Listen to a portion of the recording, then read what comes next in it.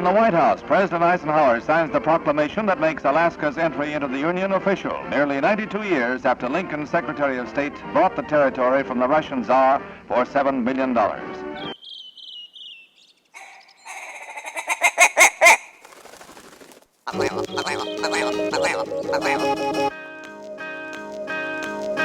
The Alaska Wild Project podcast is brought to you by the following sponsors. Barney's Sports Chalet, supplying hunters with the best hand-selected gear since 1963. The exclusive home of frontier gear built for the rugged Alaskan terrain. Your one-stop shop for all your outdoor needs. Visit Barney's today at 906 West Northern Lights. Big Rays, the Alaskan outfitter, committed to outfitting Alaskans across the state since 1947. Whether you're a recreator, parent, guide, or corporate buyer, Big Rays has the gear you need, tailored for Alaska's harsh conditions. Check out their new exclusive line of Auralic waders. Big Rays for all your outdoor gear and rugged work attire. BigRays.com. Tailored Restoration 24-hour emergency home services, helping Alaskans restore their dreams since 1972. Services include fire, water, mold, post-emergency cleaning, repair, and remodeling. Give them a call in Anchorage, Eagle River, Matsu, or Fairbanks. Hit them up at tailoredrestorationalaska.com. Total Truck and Alaska Overlander, Alaska's premier supplier for custom automotive accessories and overlanding products, providing all-inclusive rental vehicles and trailers custom outfitted to explore the Alaskan backcountry with a unique and convenient traveling experience.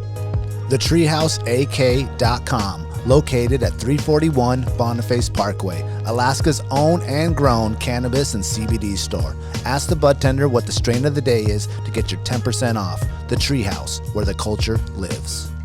AKO Farms, located in Sitka, Alaska, built from the ground up with concentrates as their single motivation, with exclusive products such as their sugar wax, full spectrum diamond sauce cards, and more. Ask your local bud tender about AKO. Marijuana has intoxicating effects and may be habit-forming and addictive. Marijuana impairs concentration, coordination, and judgment. Do not operate a vehicle or machinery under the influence. There are health risks associated with consumption of marijuana. For the use of only by adults 21 and older. Keep out of the reach of children, and marijuana should not be used by women who are pregnant or breastfeeding.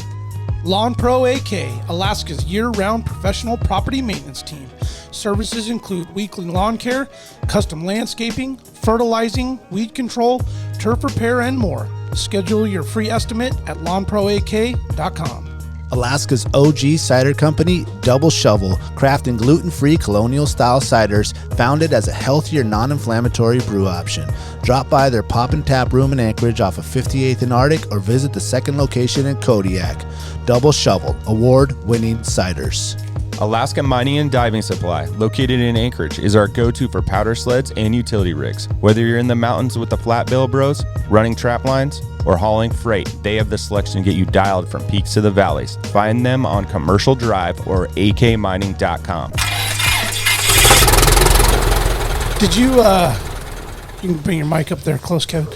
Did you guys get the full Kodiak experience with weather when you were over there on your hunts?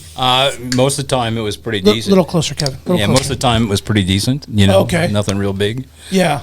Got the full bear experience, but other than Oh, really? Yeah. Oh, yeah? A good story there? Oh, there was one outside the cabin just making all this noise, and I'm like, who the heck's trying to do their laundry in the middle of the night? And, so, and then I realized it's on the other side of the wall. I'm on the outside wall, and I'm like, wait a minute. And then I knew right away, as I woke up, I said, I know exactly what it is.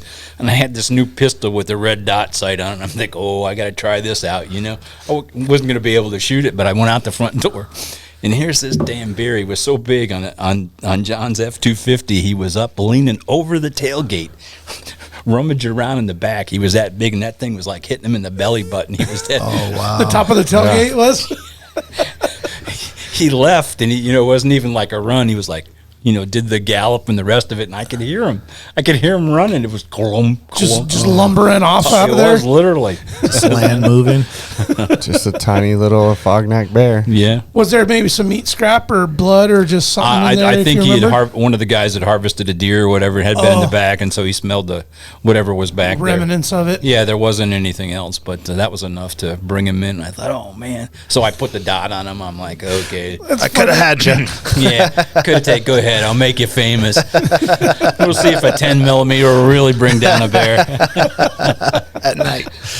That's funny, the delirious nature of waking up out of a dead sleep and kind of like, where am I? What am I hearing? That the fumble, and then you think laundry. Like, no, it's a 10-footer out there just rummaging in the It really back of sounded the like that F-250. same tinny sound of almost like Yeah. the top of the washing dryer or whatever going like that. I'm like, I was being so rude, and it was right there too. So when you went out, you had to go past the washer and dryer to go look out the door. It makes you rethink your sleeping positions too, huh? It's You're like, I'm okay. not gonna not be on the outside wall. I think I'll be against the interior Inside a wall. little bit. No, I'm the kind that say I go into camp and I'll leave stuff laying around just in the hope. I had to do it. Just sprinkling beef jerky around the tent. Who knows what who knows what could happen. That's funny. So Well, it's scary, but It's a fact. I was bringing about that. I got my knee done, and I'm at my physical therapist, and it's a new guy to Anchorage, and he's a big hunter, but he's from Buffalo, New York, so he's out from that way, and it's his first time really Right. doing big stuff. I mean, he got an elk and stuff like that, but he's asking me about the bear situation. He's like, so he had watched some video, and he's like, man, I saw these guys, and they were packing out that caribou, and it got dark, but they kept going all the way to the raft. I was like, yeah. Kind of got to. Yeah, I was like, "What are you gonna?" I said, "What are you gonna do?" Like, if they were going the other way, we'd question it. But otherwise, it's better to get to the raft and stay part way. And his idea is like he just had this mentality that some bear is just gonna run out and grab him and just take the meat and take him with it, And so he just has this mentality of these bears are just like out to get you. I was like, no, it's not like that. I mean, you probably been looking around before. He's like, so what's the process? You got like one guy looking all the time, and The process is get it done so you don't have to carry shit in the dark. Yeah. But if you do, just crank the headlight and make a lot of noise. Yeah, well, it's just funny because you're saying you're just sprinkling stuff around and you're laughing about it, but people have really fears. Oh, immense. There's Immense a lot. fears. We all. Sure. I mean, there's local Alaskans that have crazy. We all fear what we don't know. So I was chuckling a little bit too because you started out that way. Because I grew up like 70 miles south of Buffalo, so it's like okay. It was You're like, famous. hunting what? It was famous for us when you'd say, oh man, it's deer season. Those damn buffalo hunters will be down here shooting at every noise they hear in the woods, and because the shotgun with slugs there. But it was like that was famous. So if you wanted to insult someone, you'd said they were a buffalo hunter. Oh, Not like the critter, but you were from that. That's You were the city from boy. You were from the big city. Yeah. Same everywhere. okay. It's like, Yeah. you're one of those. Oh, you're down here playing hunter. Yeah. So go back to Buffalo and So hunt you turkeys. call yourself a hunter, huh? is there turkeys up there? Oh, Yeah. All over. Really? Yeah. all East Coast, Yeah. man. All the way up there? They're like I didn't know that. they're all from over New York? California to I didn't know they New were York, up north man. like that. yeah. What do they do in the I think winter? we're the only state that doesn't have turkeys, We should bring some up. and we do. Yeah, there's some down in I've Indian. seen them in Soldotna. I've seen one running wild in Eagle River. It must have been from. There used to be some guys that would bring them in out there, and then probably got loose or whatever like that. Well, Indian I- My Valley. wife said, "Is that a?" We were looking at houses, and she said, "Is that a turkey?" And I said, "There are no turkeys up here." And I turned to look, and Except that one. Well, hell, there's a turkey right there. yeah, it cost me lunch to get out of that one. Yeah, Indian Valley Meats got all those that's right. turkeys. That's right. That's true. Peacocks too. But they go into, for instance, I know you can hunt them. There's a hunt on the internet right now for like Ontario, up into Ontario and the rest of it. So, so pretty much into Canada to a certain degree. Yeah, But they're also extending their range a little bit, like a lot of things as they come back. So moving north and west. Come Yeah. on. Well, you had just mentioned hunt your them. Super Slam. So, is that all the species of turkey too? no, You don't have to break it up. They're not considered big game. Oh, it's just big game. big game. That's Yeah. right. Okay. I am kind of, I can't say I'm doing a lot of them. I've only shot one, but turkeys were a big deal to my dad in that area growing up. So if he saw turkeys, it was like, because he can remember as a kid, he never saw turkeys. And then they were coming in more and more because a lot of it was old farmland that was going back. So it was ideal for whitetail. Yeah. All what they call the counties along the Pennsylvania border. I was right along the Allegheny River. Comes out of Pennsylvania, does a loop into New York, and then goes down to Three River Stadium. Okay. And Pittsburgh meets the Monongahela from the south, and they form the Ohio. But so that whole area had always great whitetails. There was bears around when I was growing up. Not a lot, but you'd see them. Most times if they got shot, it's because someone was out deer hunting and saw one. So Okay. but it was a great place to grow up as far as the outdoors. And, I thought I was a hunter, and I didn't realize until I really got into it what I didn't know. Yeah. What was the first animal you remember hunting yourself? What'd you use? Oh, it was, 22s and stuff like Okay, that. We'd go little off, birds, and squirrels. I would tell you, Dad would take us, we would go walking down, the old railroad tracks were there, and so you were like, if a grouse flew up, you would shoot it, didn't matter what part of the season, or a squirrel or whatever, or went to the dump to shoot rats, or what they called grackles, which were like blackbirds or something like that, so. Yeah. So that was the early. first things. But he was primarily a grouse hunter, a rough grouse hunter. Okay. And so, Sundays, if we got everything done, we could go out to a place and just walk along and hunt rough grouse. He didn't want to hunt deer or whatever, but They were good eaters? yeah, they're not too bad. Yeah. Okay. Occasionally we'd hunt ducks too and things like that, but Yeah. really needed a dog to do much, and we didn't have one, and so anyway, it was kind of it was a cool thing, but that was the thing. It was enough for me to catch the bug and believe, I was a hunter. Yeah. Yeah. Yeah. You So- like the chase, man. Yeah. So from growing up in Buffalo then, or outside of Buffalo, did you go straight from there to the Army when you turned 18? No, I went to school, went to college there. Oh, that's right, Syracuse. Yeah, well, I went to a 2-year school first for engineering prep, and then on to Syracuse and finished there at Syracuse, and then came in literally the day I was graduated. I was commissioned, and then came on active duty, and so Just like that. yeah. Well, you had some real direction. I mean, to go young engineer prep to Syracuse, you knew what you wanted to do. Well, it was probably there was the family. We had all kinds of, like a lady we referred to as aunt and my step grandmother. They were all teachers, and so all the time growing up, I didn't know that college was optional. You just say, you're going. Yeah, it'd be like somebody said they were going to do something else. I'd go, oh, I didn't know that was an option. It was a question of not where, but and Yeah. how you were going to get there, and didn't have a lot of money, so I had to do scholarships in New York and stuff like that, and so so I did a New York State Region scholarship for my first couple of years, and then eventually got an ROTC scholarship and let the Army. Yeah. In fact, I got into ROTC because I was about to be drafted. They'd ended the draft deferments, and I was to number go get some 26. practice. Yeah. Oh, shit. So I hit training. out there. Yeah, it was real good because they never did draft me. I learned how to beat it. So Oh, that was a trick. yeah, Little loophole to buy Just yourself join. some time. Just joined. never minded. Loved the adventure. So even when people say, "Hey, thank you for your service," which is nice that people recognize that, especially for the guys that were. In Vietnam and stuff like that didn't get the welcome, but I always feel funny because I said, well, the truth is, it was adventure and the rest of it, and I did it primarily for me, and I'm happy it was good to serve the country, but I did it, for the adventure and everything else. Yeah. Walk us through the stations you were placed at. Well, one of the things that probably angers me the most over the whole woke movement is changing the names of a lot of the places. Yeah. Installations like Fort Bragg, North Carolina, and the rest of it, because, that's a whole nother discussion. Yeah. Because they were Confederate leaders and the rest of the stuff, and it was done for a reason at a time when America needed to be reunified. So, and there was a lot of those guys that, quite frankly, all went to West Point together. They fought in the Mexican-American War, and just prior to the Civil War.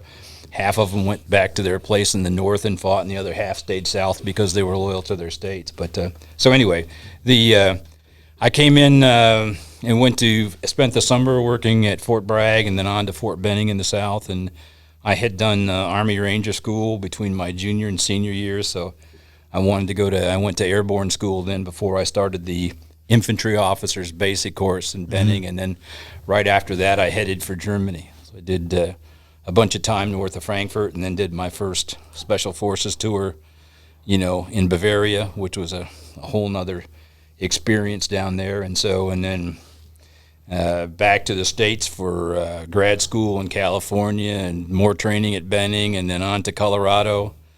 Back to I got picked up during what they call assessment and selection for U.S. Army Delta Force. So I went in for that for 5 years and at Fort Bragg, and then came back out to what they call the Whiteside Special Forces and did Desert Storm with a company and stuff like that. And so, Did a deployment over there?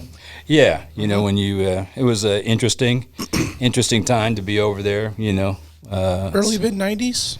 Yeah, right. It was 91 or something like that. Yeah. I think we got into the war right at the last minute, and so it's kind of cool. And then after that, 92, then I think I went to Germany. I was talking to you about being stationed in Germany and hunting there. So off and on, I did about 8.5 years in Germany.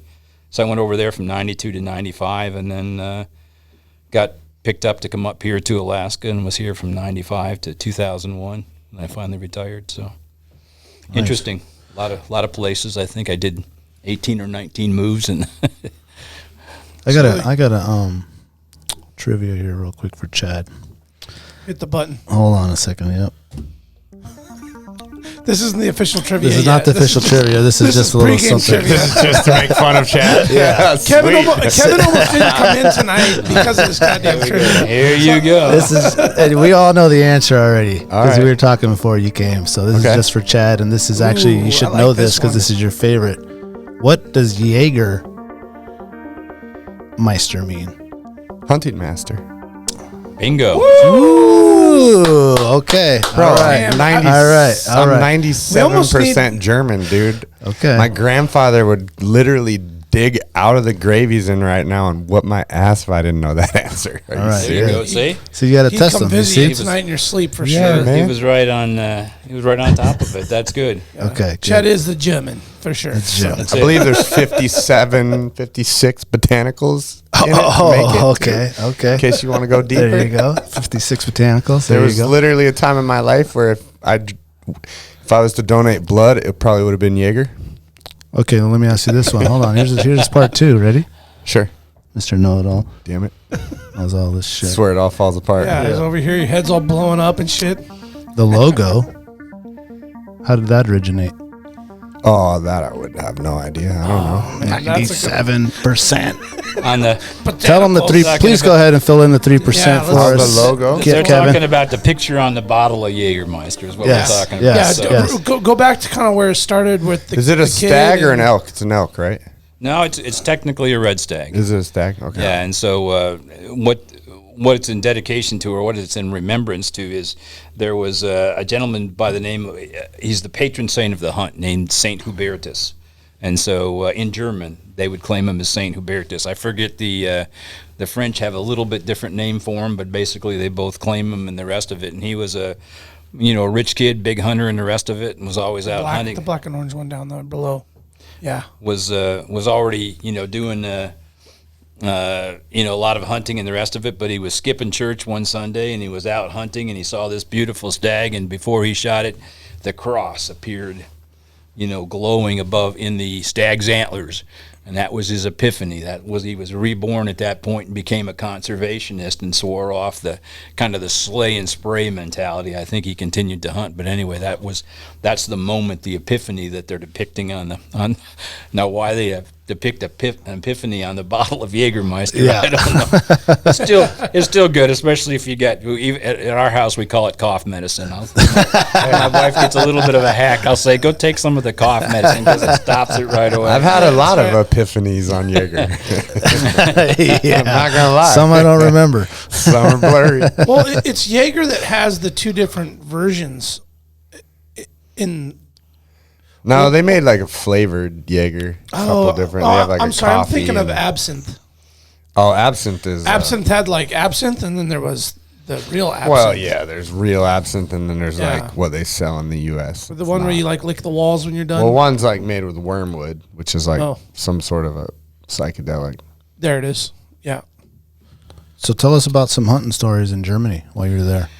Yeah, that you kind of touched on it a little bit, and it got my ears perked up. Big Well, I time. was explaining earlier that to get a German hunting license is normally about an 18-month process where you actually learn all the animals. It's really cool. It's demanding, but I mean, you learn all the details. Latin names, habits, and all the rest of it, and you become kind of an expert on game. And that's the way they use it for game management. Is really done by the Jaegers. A Jagermeister would be someone that worked for the state or something like that. Maybe like an instructor. No, he would basically be an official. You know, Oh, okay. In fact, many times you don't run into very many Jagermeisters anymore. Most times they're forced meisters, since they kind of consolidated the job. And that guy who's Okay. responsible for a block of woods Yeah. also has to look after the hunting. Land end game. And they're very serious about the raising of trees over there and the rest of it. So, you know, if a lot of the young saplings are being, you know, broomed back too strong, then they want you to thin the deer.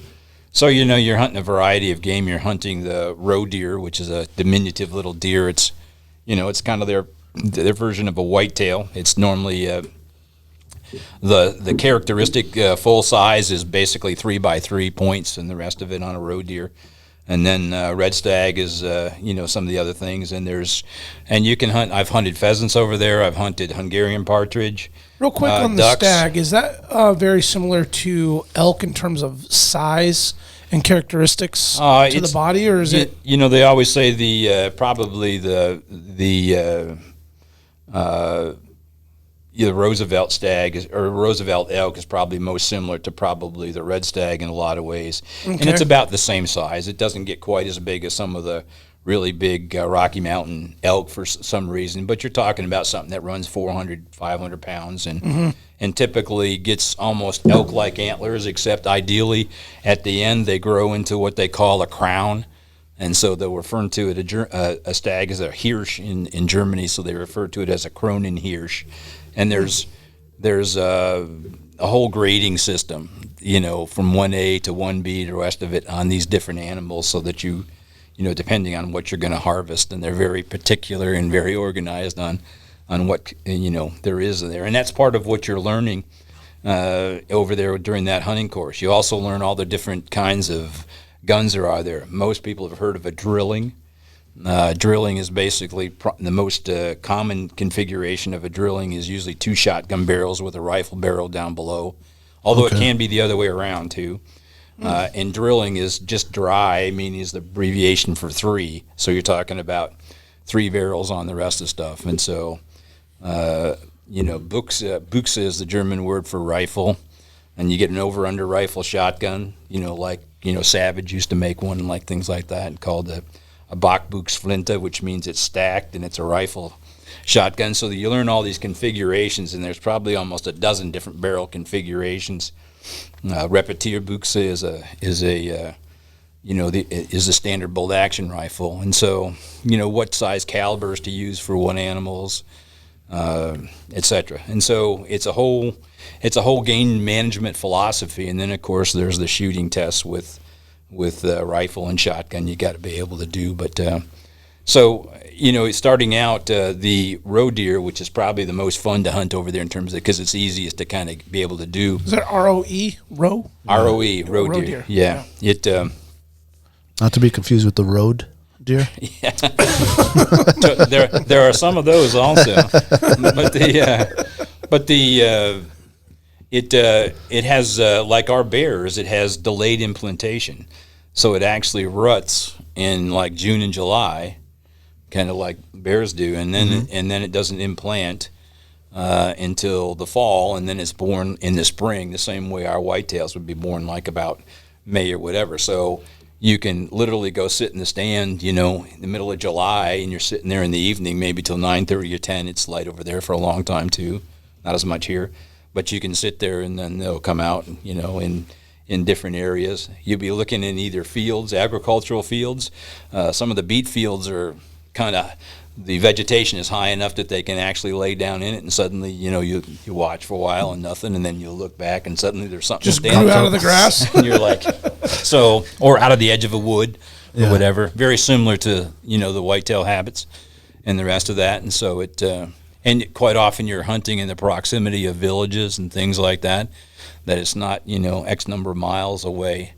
The villages all tend to be centralized over there, and the fields are surrounding them, so there's wood lots and things like that they have, and that's what you're hunting.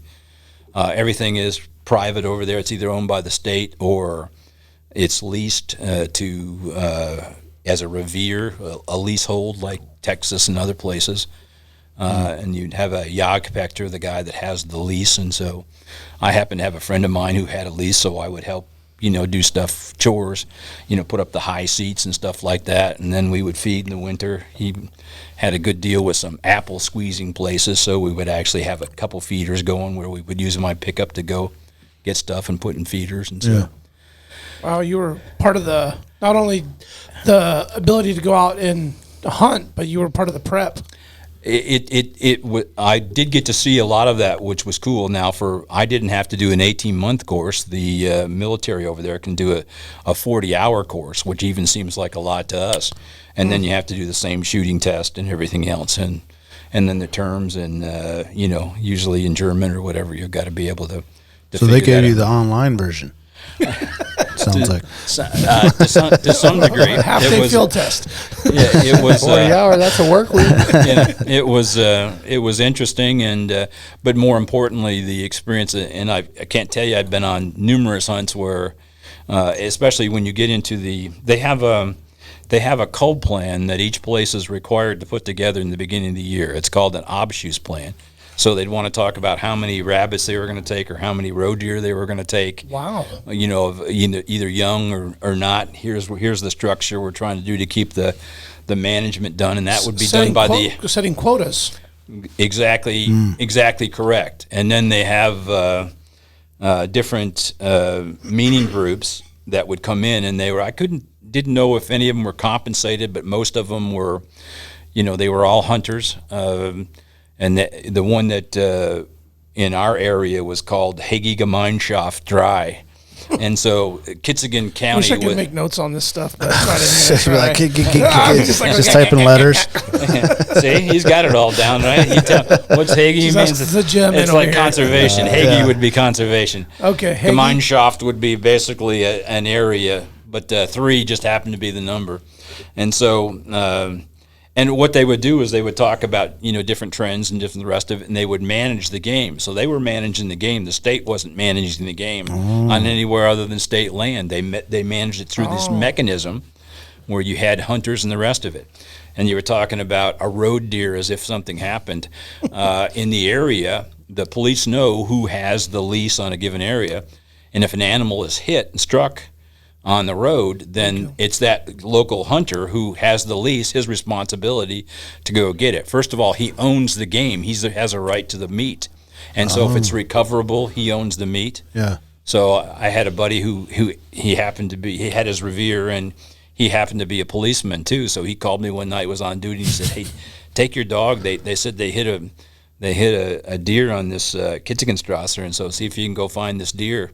So we went in there and didn't go very far. Even my dog was able to find it pretty quickly, and so we recovered it and all that. But so that was your responsibility to manage that, and then putting up the box stands. That again, I always joke about the Texans think they invented it, but they've been doing them over in Germany forever. So the box stands that they use over there is called a Kanzel, which is also the word for pulpit. But there's ladder stands and the rest of it depending. But you're responsible for doing those in a certain way that's aesthetic, blends into the woods, and usually it's subdued colors and everything like that. And so it's it's not just an eyesore sitting out in the field or whatever. No, it's a very, it's a typical German, very formalized, and here's the rules, and here's how you do it, and understanding, what you're supposed to do and how you're supposed to do it and when you're supposed to do, and the rest of it is why the course is long and the rest of it. But you're actually a part of the game management and understanding it. So it's a much, we wish, that American hunters knew that much about the game and understood them. Hell yeah. It's just, forcing them to take an 18-month course is it's a little. You wouldn't sell No, a but lot a of 40-hour licenses. would be pretty useful. 18 months seems a little much, but 40 hours, I think that would go a long way. I think. There's just a lot of it when you look at the basics of understanding what to do and how to do it and everything else. But again, so we have a fish and game, but over there is no, quote, fish and game. It belongs to whoever. And you can also, the meat can be sold. You can buy and sell meat, which is kind of an interesting thing. It would be tricky over here, but the truth is then, like a lot of the state forests, They also they're responsible for having a cull plan, also an obtuse plan, to be able to do that, take so many of the animals. And then they usually have a agreement, a contract with a meat provider. So they do a swing through, and these guys have got a cooler, that you hang them in and the rest of it, and they swing by periodically and pick up the animals, and then they can be delivered to restaurants. The Hubertus that I told you, St. Hubertus, they would, if you see anything with the name Hubertus in it, is an indicator that they serve wild game, that they specialize in serving wild game. So they do some fantastic sauces and things. You can go to a lot of restaurants and have the term Hassenpfeffer. Hassen is just the German word for hare, or for rabbit, and pepper would be just that. Yeah. So, but it's kind of fantastic that you can get served these meals or have these different things, and so. Yeah, that sounds amazing. Sorry, go ahead. Oh no, I was just thinking to myself, why it was already a foundation that they put in place for game management, an incredible one. And it's why you think about it, it's not, over here. So we've got a history that goes back, a couple hundred years. Sure. And they're pushing a couple thousand years. Yeah. And so the very fact that they have any game at all left to hunt, that it hasn't been shot out or whatever, is because of some of their traditions, in terms of, that the right of the Lord had, in some cases, like England or whatever, owned the red stag. That was if Robin Hood, the whole thing that, his merry men would hunt a red stag and the king was ready to shoot him for it. Yeah. Yeah. So that's his. Mm-hmm. Yeah. So it's a different style, and the rest of it, it's not perfect. But what is interesting is the amount of time that I saw a different style of game management, and a set of ethics and rules and whatever that have perpetuate hunting, and there's a lot of similarities in the rest of it, but it's a lot more formal than we're used to. But it provides you with different solutions. The trick is, a lot of times, how many times you've ever heard and say, "Oh yeah, we don't do that in Alaska. Alaska, we're different." Well, clearly we're different. Mm-hmm. But you can't be afraid to take a solution from somewhere else and adapt it to our situation. I said, you know what? I got an F-150, and it's the same F-150 that they drive in Texas, except mine has a heater block, or a block heater to it. Yeah. And I said, and it works the same. So, I could say I don't want an F-150 because they drive them in Texas, but so we got to be smart when you do that. The uniqueness is the block heater. You adapt things. You take them a look and say, is there a piece of this solution? It's part of, I think one of you used the term toolbox. The reality is you want the most expanded toolbox that you can possibly have, and then you want to pull back into your recollection. Remember, how did they used to do that? Yeah. They used to do it a little differently. Maybe if we did something similar, maybe it would work in this situation. That's what you're trying to do. So it was a fascinating time to, and I got to harvest. You go out with a Forstmeister or whatever. I got to harvest a red stag. It wasn't a big one. It was what's known as a 2B, which would be a management deer, but it was 13 years old, and it was great. And take the old bull out of there. I went duck hunting with them at this pond. It was like a wastewater pond almost. It wasn't full of sewage or anything, but it was runoff. And so there was all these benches in the trees around this pond. And I had a retriever with me, a golden retriever that I was training and the rest of it. And so I wasn't sure, And again, I was new, so I didn't want to make any mistakes with these guys. I was trying to be, cool about the whole thing. And so we're going to hunt ducks. And so we're sitting there, and pretty soon the birds start coming in, and a couple land on the water, and I thought, they're going to let, use them as decoys or whatever, and then it'll be cool. And suddenly, it's just about dark, and I hear, now! And they start shooting these things on the water, and I'm like, I froze.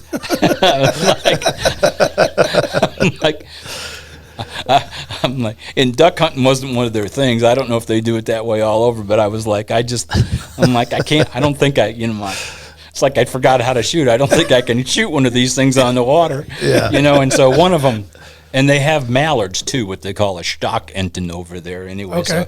So this thing flies up, and by then it's almost so dark. But again, you're not limited. If you can see, you can shoot. You know? Oh yeah, true. So this thing came up, and thank God it was skylit. It came up, and all I could see was a silhouette. And I pulled up, boom, and I shot this thing right out of the air. Down it went. A basic duck shot. Yeah. And these guys were all doffing their hats, going. There's a term over there when you greet someone called Vitamins Heil. Mm-hmm. It's very famous. If you ever, it's used in the context. It can be a greeting. Can be a salutation or whatever it is, and if someone says to you like, "Hey, great shot, Vitamins Heil," then you answer Vitamins Dunk, which is a thank you the same way. Yeah. Okay. So these guys are all Vitamins Heil and doffing their hats at this great duck shot I made. You shot it out of the air. Yeah. So then it was like time to do that. So now this pond, and it's pretty dark. This pond is littered with dead ducks.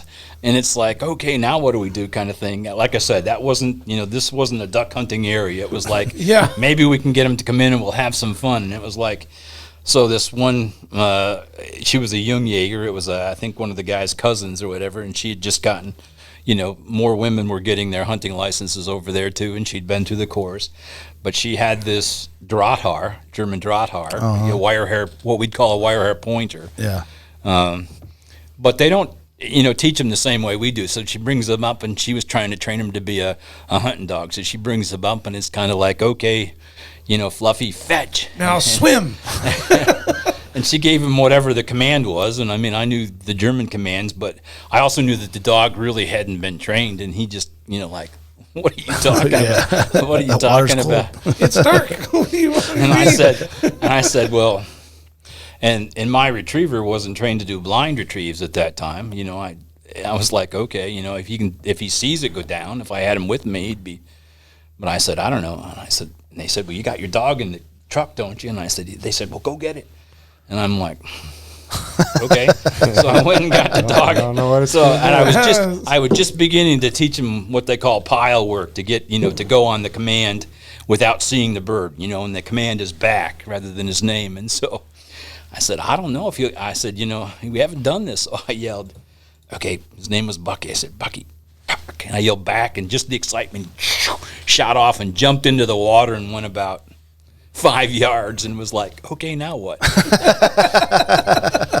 I had this big mag light with me that I also got when I did it, and I took that light, and they said, I think there's one over there, and I shined where that light was. The dog saw that light and saw the bird, swam over and got it. So we used the light and sent the dog to swim out there, and all it did do was illuminate it with the light, and the dog would swim over and get it, and we basically cleaned up. Oh, it worked. Training on the job. Yeah. Like, oh yeah. Superstar, man. Not only can you, I got extra drinks that night. So it was like, not only can you shoot ducks out of the air, but your dog can find them. You had to bring a flashlight every time after that. Yeah. For the dog. Okay. Well, and Kevin had mentioned before the show that legally you can shoot animals in the dark, not under artificial light. So no spotlights or flashlights. In Germany? But yeah, say you're up on a feeder or a stand/feeder, hogs come in, as long as you can actually visually see silhouette, you can fire. So that's a pretty cool option that expands your ability to harvest.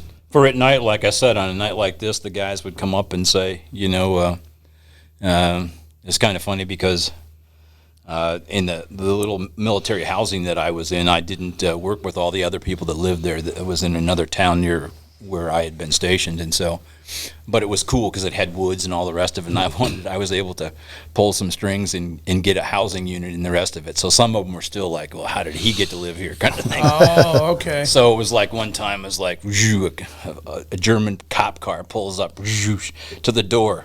And the cop gets out, runs in, and they're like, and it was only a matter of time until they came and got him. And they said, so, and they were nosy, like, so, like, what happened? What's the story? Are you, something going on? A little trouble? You know how neighbors are. Yeah. Trying to get you to talk. And I said, I knew it was, then I just kept like, well, what? No, well, I don't know what you're getting at. What's the story? And darn well what it was. And so, and I said, oh, the cop car. And they were like, yeah, we saw it. The cop car. What's going on? I said, "Oh, that's Carl Klein. He was stopping by to say that we're going to sit tonight in the Steigerwald to hunt pigs, and he just wanted to let me know." They're like, "Damn it, God damn this guy!" Get rid of him. So you would go up there and pick you up, and it was on a moonlit night, and if it was going to be clear, it'd be chilly. The Germans even make like a sleeping bag that goes through that you can put your arms out so you can sit there in the stand. Oh, you mean they didn't just invent that last week? The whoopee. In Texas. It was invented in Texas last week. No. That's the original Snuggie. Oh, no. Right? Isn't that it? The Snuggie? Is that what it was called? Yeah. The red and blue blanket? Yeah, they did have the but now it's the big old like new sleeping bag thing. Yeah, so you could Germans had it all figured out. So you could put it in there and then sit in the stand and the rest of the stuff. They invented damn near everything. And you could be around for a couple thousand. Everything years. that's good. and doze off or whatever, because the pigs when they come in usually make a heck of a racket, and so you can hear the rest of it. You up. You wake up and then harvest one or whatever, and so yeah. The shooting light thing is what Danny, when we went on that moose hunt last year, they were like asking me about it, and I felt kind of dumb because I was like, yeah, that's not really a thing here.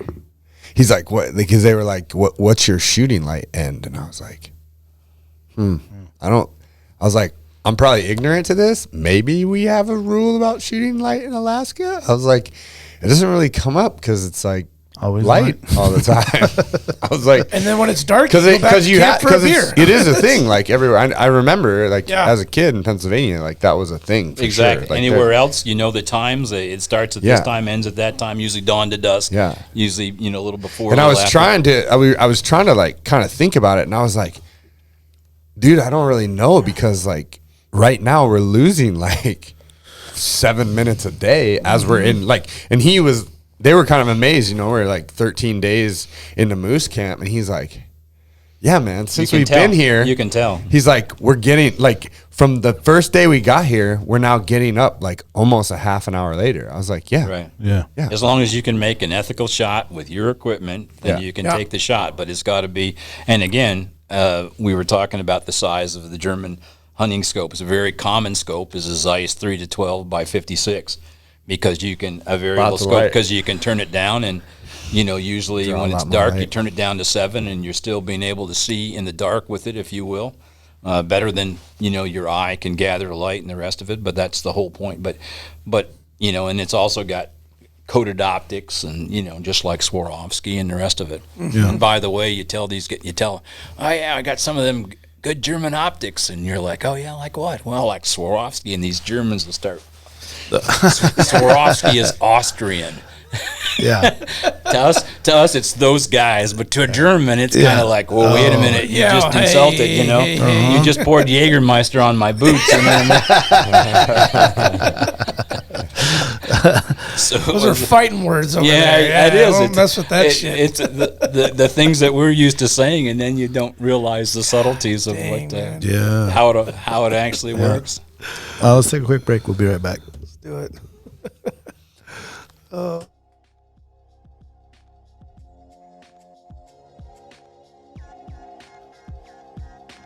Barney's Sports Chalet, supplying hunters and outdoor enthusiasts with the highest quality gear and equipment since they opened their doors in 1963. Barney's carries exclusive brands such as Alpaca Rafts, Sitka, Sims, Exo Mountain Gear, Hilleberg, and much more. Barney's prides themselves with keeping a huge stock on hand of various top-of-the-line tents, footwear, sleeping bags, optics, cross-country skis, just to name a few. Barney's is also the exclusive retailer of Montana knives, Seek Outside, Kafaru, Stone Glacier, and their in-house brand, Frontier Gear of Alaska.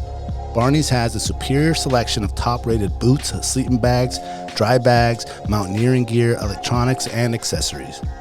Need freeze-dried food or mountain snacks? They got that too. Barney's now has an amazing new paperback catalog available for in-store pickup or online order. Visit them today at barneysports.com, or even better, stop by the store in Anchorage at 906 West Northern Lights. If you want the best, there's only one name in the game, Barney's Sports Chalet. Alaska Mining and Diving Supply, located in Anchorage for 47 years, has expanded 3 stores. The main store, the largest Skidoo sled dealer in North America, also has Can-Am, Sea-Doo, Climb, Suzuki Outboards, Honda outboards, generators, and snowboards, Kingfisher boats, and so much more. Alaska Motorsports and Equipment just next door, which was previously Anchorage Suzuki Arctic Cat, for all your Arctic Cat, Suzuki ATV, Husqvarna, Generac, Mahindra tractor, and now Argo Pro and Sasquatch needs. And to round it out, also next door, the brand new Alaska Mining Superstore for the largest selection of recreational and light commercial mining equipment anywhere, period. The Treehouse AK, your one-stop dispensary located at 341 Boniface Parkway. When you pull up to the Treehouse, you'll notice the beautifully hand-drawn art by Alaska's own Ted Kim. Once you get inside, you're going to see many of the same people that have been there since they opened. The bud tenders know you and what you like and what new product you should be checking out. The store is super clean and the music's always on point. The Treehouse and local owner Josh Boots is a staple in the cannabis culture through his music, community givebacks, and a lifetime desire to bring the people of Alaska the best products available. The Treehouse always has at least 25 strains available, and they're all shown prominently deli style in clear, openable jars so you can see and smell your options. Other products include edibles, concentrates, vape carts, pre-rolls, flour, dab rigs, and anything else you need, they got it. They also have some pretty sick merchandise for sale. Check out thetreehouseak.com, or better yet, stop by the Treehouse today and get started on their loyalty program. Remember, you must be 21 years of age to enter their store. The Treehouse, where the culture lives.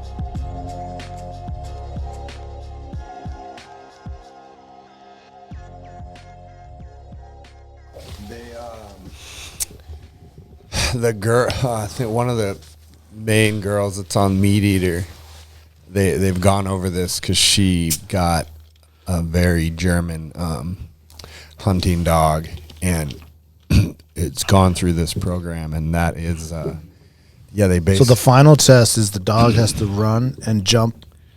It basically, again, whatever command they give it, but it will kill a cat. And so, because when you look at it, and I'm an admitted cat liker. I like cats, and so. But you look like you like cats. But thank you.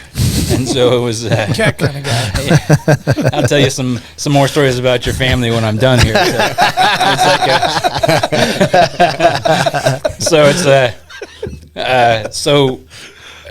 But they're super efficient killers, like a small birds and the rest of it. And if you look at even, I think National Geographic did a special on them, like barn cats. And barn cats, left to their own devices, which a lot of them are, almost totally replicate a lion pride. So the tom will come and kill off kittens and the rest of it to take over the, the group and the rest Bloodlines, of it. yeah. And you look at, they followed them around, and you look at the number of birds and small critters that they harvested was huge. So if you're responsible for the game on an area and you own the rabbits, you own the and the rest of it, it's money out of your pocket. They can sell that. That's how they pay for the lease, is they're able to sell so much a kilo for like roe deer and the rest of that stuff. They're able to sell that meat to a restaurant or to another person or whatever. Right. And I mean, they keep records on it and all that, but so they're supposed to be able to manage the animal that way. So On top of population management, I mean, it's financial gain. Yeah. it's all interwoven. It's incredible. I mean, that kind of management is just next level, and it's crazy to me. Well, it's that a lot of old trust. school. That too. And tradition and Yeah, you talk We still have all hornblowers that, and yeah. all kinds of stuff. When you get into the formal hunts, Yeah. at the end of the year, you're talking about, they'll blow, each different animal has its own honor song. So they'll play, Hirsch Tote, which is, dead Hirsch to this honor and the rest of it based on the hierarchy. You see on some of these like Wild Boar Fever, Yeah. you'll see that they're laid out. Every fifth animal is forward so they can count. They call that the Strecke. They're laid out on pine boughs around there with torches, typically called kerzen, or candles is the other word.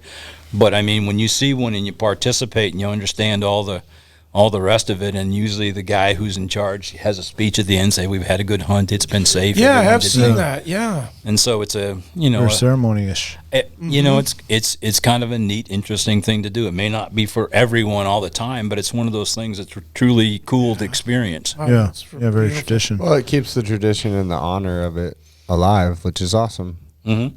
Exactly. Yeah, I like that. I pulled up your picture of your elk there. This is New Zealand? Oh, no, Stag. that's a stag, sorry. Yeah.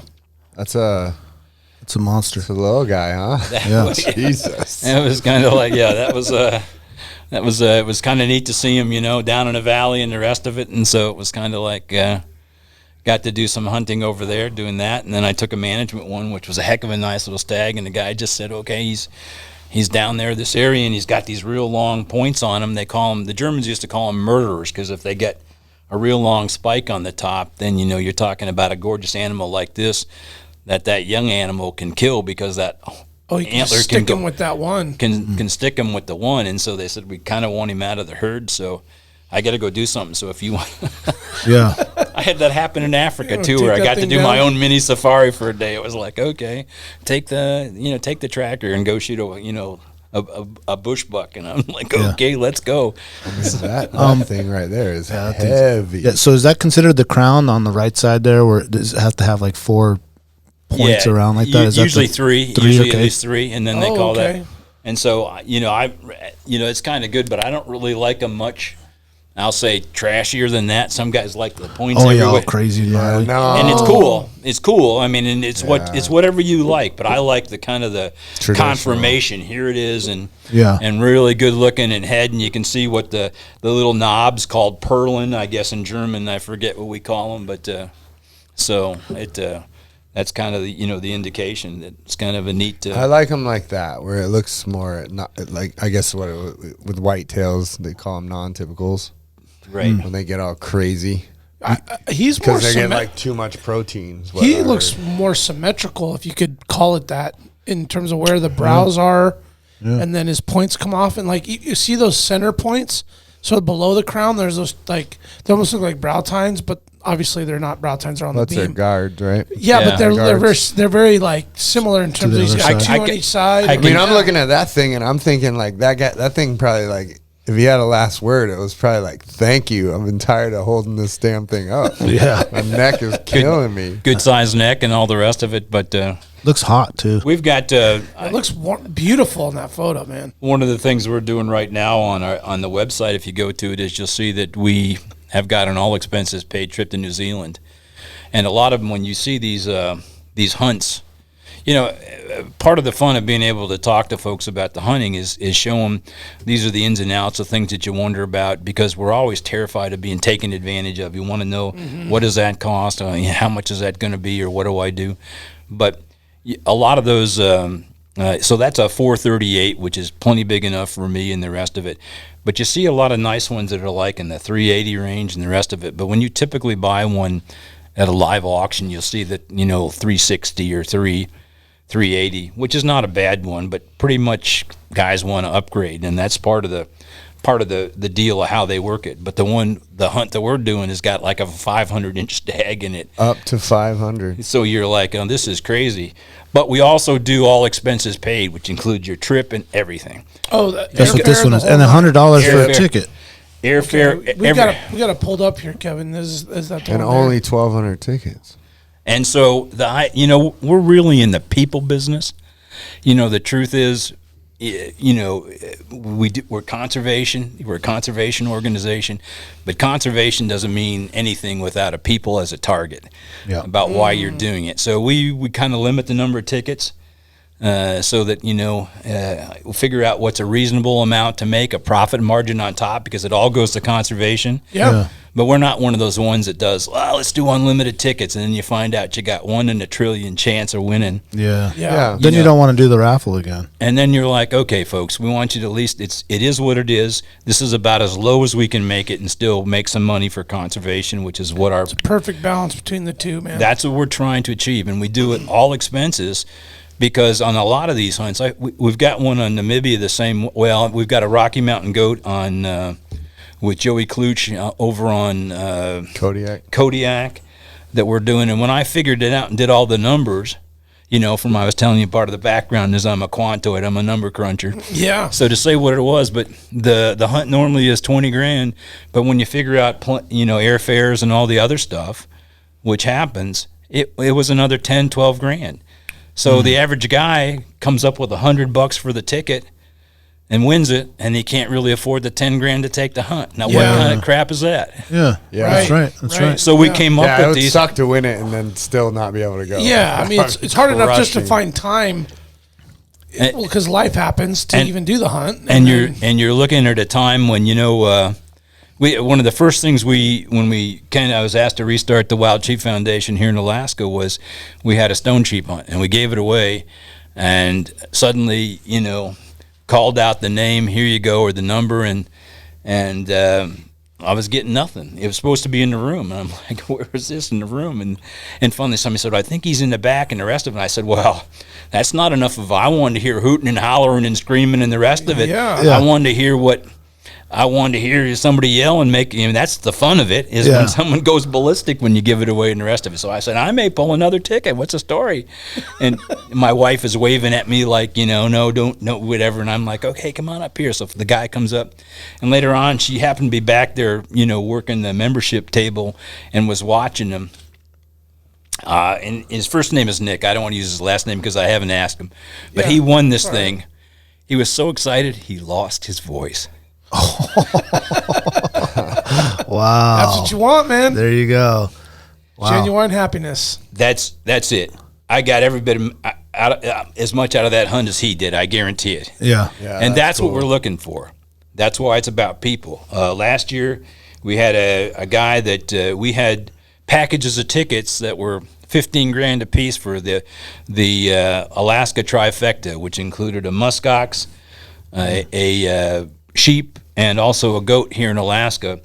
And the guy that won that put a bunch of money into it. He actually donated the goat hunt back, which is what we're using here, because he said, I won't use it. Yeah. Nice enough to do that. The guy that won the New Zealand hunt bought one ticket. So Okay. exactly the extremes that you want to show that it's a fair and it just is what it is. Yeah. It's If a you can real afford- lottery. If you can afford it and you really want to chase and do the dream, you can put some money into these and have a good chance periodically of scoring and the rest of it. On the other hand, if all you got is the $100 in your pocket, we want you to have a chance to win the thing. Yeah. I think it's Yeah. really cool on there. It says how many tickets are left, too. There's like a little count. Yeah. Sure. Yeah. That looks good. That always throws us too, because we had to trick the software a little bit into doing that, because I had to go in and adjust before, and now we found out a way of doing it because it wasn't built into their. What it was is when we sell, if you sell them all the same, $100 a piece, but we always build price breaks into it. Yeah. So you can do more. And what it couldn't do is it couldn't account for the number of tickets based on those price specs. So we had to use to go in and manually update it. What a pain in the so- butt. It was, and then some people it drive you nuts because there are wonderful people out there, and there's some maybe not so wonderful. Are you Say, calling well, those conspiracy theorists? what's the story on this one here? What's the Yes, fucking rigged. Oh, yeah. You get that a lot, man. and it only Man, happens never gonna periodically, but yeah, it does. It angers me, and the rest of it, like I said, I'll shoot back in a flash. It's kind of like, okay, winning, like the guy that I'm telling you, in both of the cases, those two winners. One guy had a whole bunch of money because he's a big business owner on the East Coast, and he's coming. All he wanted was the muskox hunt, so he was coming to do the muskox hunt. the one he In wants. fact, he's out there right now doing it on Nunavik Island. Oh, wow. Okay. So that's good luck that to time of year. Yeah. good luck to him. So that's what we hope for. And then the other guy was just, I can't tell you how thrilled I am. I bought one ticket, and oh my God, I can't believe this is of a lifetime. Yeah. Lord, this is the. And we still hear from the guy that won the New Zealand hunt the year before, Steve Quisenberry. And so he's always checking in. If you need pictures or recommendations, this is great. He bought tickets on this year. So you hear about those guys. And then there's the one guy, rigged, who won the guy who say, You get let me give you a tip. A lot of this winning is about karma. I really believe it, Yeah, because you good meet vibes, people. man. Absolutely, you man. meet people that win more than once, and the rest of it. So I just gave you an example of 3 people, different stations in life, all with Sure. great karma. One of the last times, a guy that I talked to who does not qualify for that particular category, I told him, "Listen, dude, there's no point in you putting in for any of our raffles or anybody's raffles. We play them completely honest and the rest of it. But the truth is, your karma sucks. You're never going to win anything. You're not Yeah. going to You're wasting your Bring that money." negative Nancy bullshit in here. Yeah. So you hear those people. I hear people complain about it all the So time. Just true. on like the Alaska draw tags, right? Like it's coming up, and people are just like, "I've been putting in for 25 years, I've never drawn anything. How is it possible that Steve Ranella puts in one time and he draws elk on a fognack? And I'm like, well, he probably has been putting in for 20 years also, and not just one time. But he said he would never go back. Yeah, That's true. That's true. That's true. One and done. But you're exactly correct. Yeah, so it's just like, well, yeah, if you gotta don't believe believe it. that you'll ever draw anything, then you won't. I put Yeah. my neighbor and I in for a bison hunt, and he didn't even know how to do it. And the first year, got drawn. It was my luck and the rest of it. But it's like, it has to do with the karma and the rest of it. And That's right. It's called statistics. You can take the college course, or you can just trust us. It doesn't have to be rigged. It just happens that way sometimes. Sure. So you never know. And I can tell you one way you'll never get a tag is if you don't draw for it. So just If you don't put in for Freaking You don't apply. throw you it in. Certainly won't. yeah. and walk away, man, and roll with it. It's a donation. And if anything, it goes to a good cause. That's It it. I always absolutely look does. at these things as, here it is. This is my annual donation, and I'm going to do it. Yeah. And so, Roll with it. and I said I do a lot of this stuff as a volunteer. I've been doing it for 9 years, but I do that because even though I had to work hard to make money and do this, to do these hunts, there's luck involved, and the good Lord takes over too. So sooner or later, you kind of say, it's time for me to pay back a little bit here. But if you want good things to happen to you, you do good things for other people. And That's then right. it works out. It always works out. Yeah, it You're comes full never circle. wrong. You're never wrong. I want to talk about more I of these. couldn't songs. Well agree said, more. man. So well said. Look Well at this. said. Look at this stone. So where's this at? That's in British Columbia, Terminus Mountain Outfitters.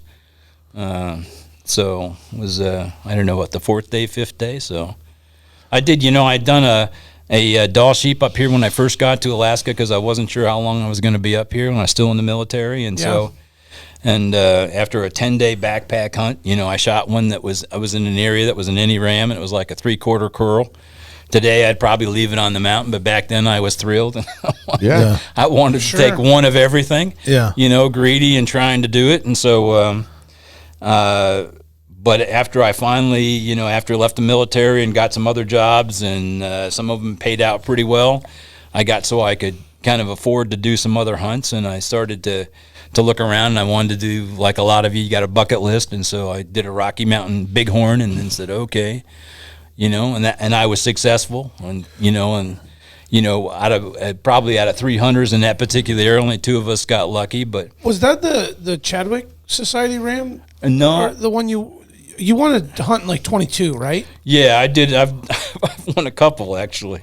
Really? Yeah. Oh, he's got And the so good karma. Yeah, there was one I think you did a Mexico bighorn. I did one, and I did my first one on Desert bighorn in Mexico. I did one on Carmen Island, and my first one for my slam, and it was part of this at that same time. So I did that bighorn. I turned around and went to Carmen Island that following February and got lucky on a desert, and then I did the stone sheep the next one. So I shot the first one in '97, and then it took a whole bunch of years, like till You got 3 in a row? 2011, and then I did 3 in 9 months, and so it was just so slinging Carmen that Island, karma, they do baby. it. Just Carmen Island's got is a heck of a good, but I mean, there's also Do a lot of archery sheep there, huh?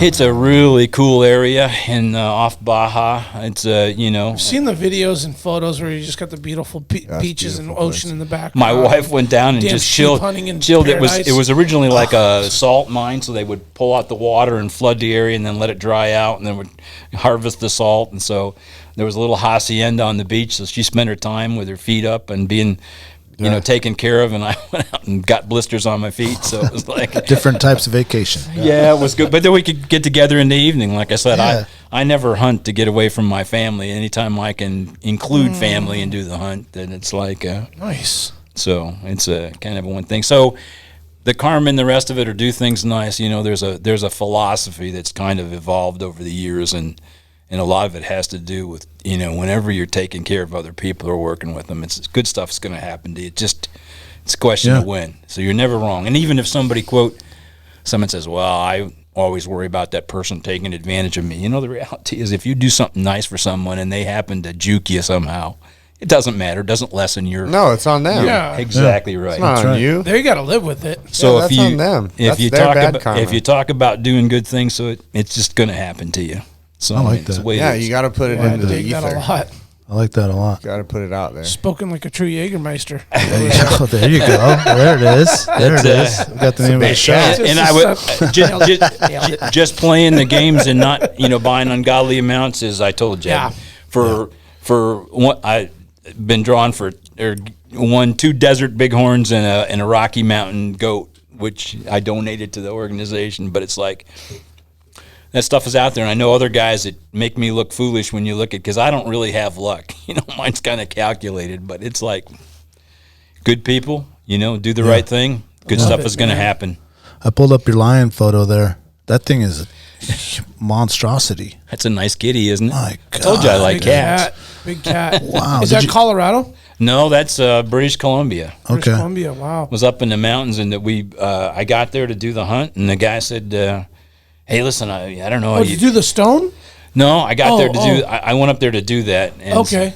And so it was in working on that or getting ready. He said, well, I don't know. I met him like at noon or whatever at the parking lot or whatever, and we were going to go to his lodge. And he said, I don't know how you feel, but the guys have got a track spotted, and they want you to go. Will you go now? Or what? And I said, yeah, I'm here to hunt. So we went back to the lodge and changed in the clothes and went out and got on the snow machines and started back in, introduced a couple of the guys, and they had dogs with them and the rest of it. And we went up to a fresh moose kill.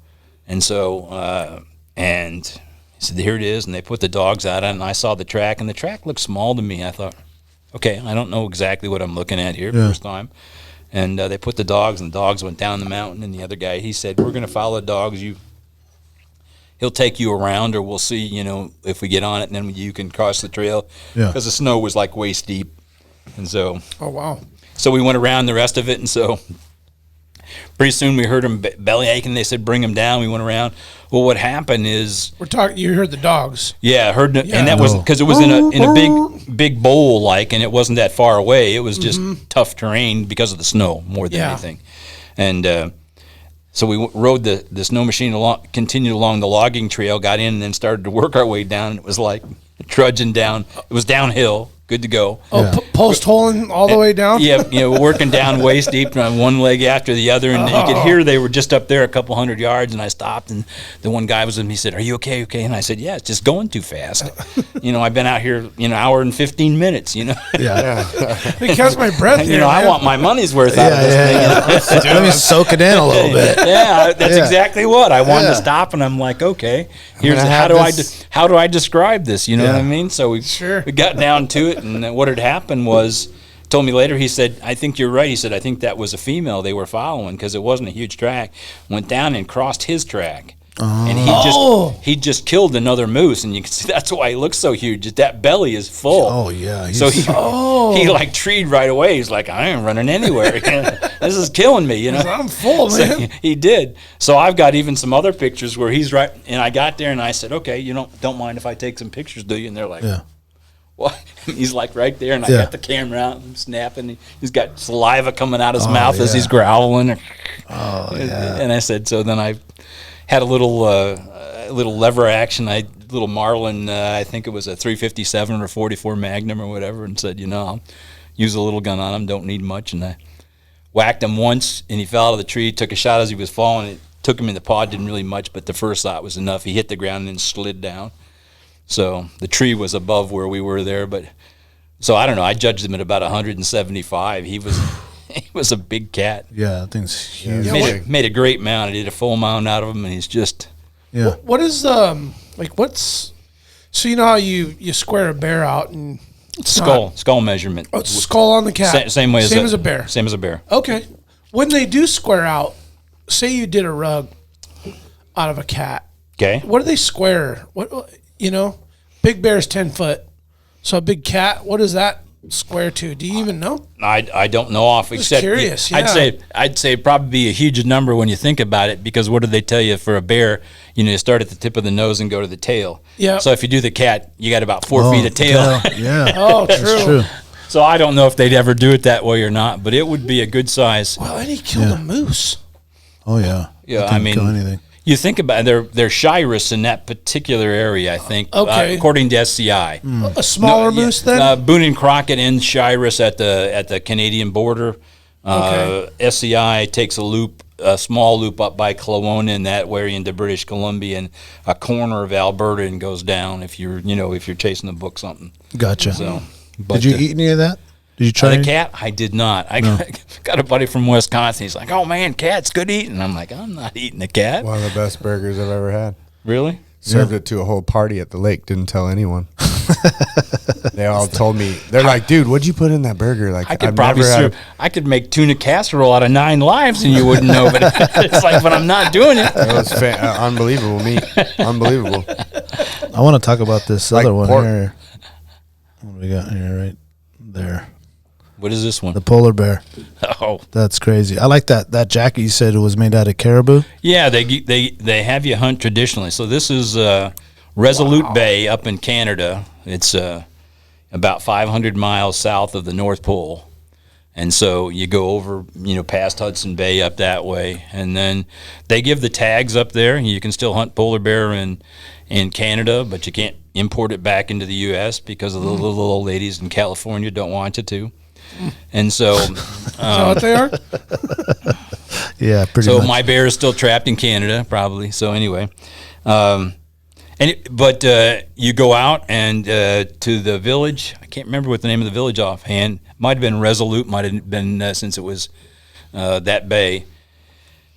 Met some nice people and the rest of it, and they give the permits to the local native Inuit, and basically their cousins are over here. And then they have a choice. Do they want to harvest them themselves, or they want to sell the permits to an outfitting company? Gotcha. I went with Canada North, and so then you have to go out. You wear the traditional caribou, and I've got another picture with me in my regular kind of slope parka kind of thing. Okay. Did So you have that under that? I had another. I just had another two. I had a backup gear with me. Always, if one is. 2 is 1 and 1 is none. So Yeah. so I was ready. It was 40 below, so it was kind of like, but it was a dry cold, right? Yeah. Yeah. So- It's dry cold. Yeah. It's different. It's not so cold when it's dry. No. So, but it's just, going Just your outside. knuckles crack open. That's Just going all. back at, to whiz on the ice is like a little bit tough. But anyway, so you go in what we would call, so you ride on a dog sled with the guide. And they're allowed to use one snow machine that pulls usually a support sled. In this case, he had built a tent, a double wall tent on that. So rather than set up a tent kind of thing or have a shelter, Almost like pulling like an ice house. yeah. Kind of deal. And so, call it in fact, it looked close to like that. And so, A travel trailer. Yeah. On skis. Not exactly a travel trailer. And then the sleds are called a Comatic, is what they are, and they're about, it's almost like glue lamb supports that they make the runners out of, so they're about that wide and about that tall and thick, and then just slats across the rest of it, and you just sit on it. There was a box behind me, kind of like a cooler I could lean on. It's kind of like a train, right? You're kind of cruising in a. Well, you're only that far off the ice, At one point, the guy hit a real bad bump, and I wasn't looking, and I fell off. He kept going. I thought, I said, sooner or later, he's going to realize he doesn't have the hunter with him. So Yeah. he didn't get too far down. Hopefully sooner, not It was a later. it was down And I'm down the feeling- pressure ridge. So I'm feeling like that good karma was probably looking out for you since those are crawling around out there. they come right into camp. So I meant Okay. even that did. We saw one that was about an 8-footer, and they said, "What size do you want?" Well, we went out. So you got the caribou stuff. And it's like, I'd like to take some of this with you, and you say you don't want it because it's not really tanned. Oh, so it's a little. It's like urine cured or something like that. But Yeah. if it ever warms up, you don't want to be Gotcha. around them, kind of Yeah. thing. Yeah. It's like, but it was toasty warm. It was nice and warm and cool. That's my idea with the. Told you about the this. black bear, yeah. And so anyway, we went about 127 kilometers out on the ice, and so we'd seen one that was about 8.5 footer, and I said I wanted at least 9, and so. At one point, this guy came into camp, and the dogs were staked out already. And so I think it was in the morning. We were doing the morning spot. You'd start in the morning spot in the evening, move during the day. Oh. See if you see anything, and stop periodically on pressure ridges. They would climb the pressure ridges in glass, looking for the bears. But anything out there to them is food. It's like they don't know this. people kind of thing now. Yeah. Maybe they will after because of the ice moving in and they'll get more time on shore. But at this point, anything on the ice is fair game for them.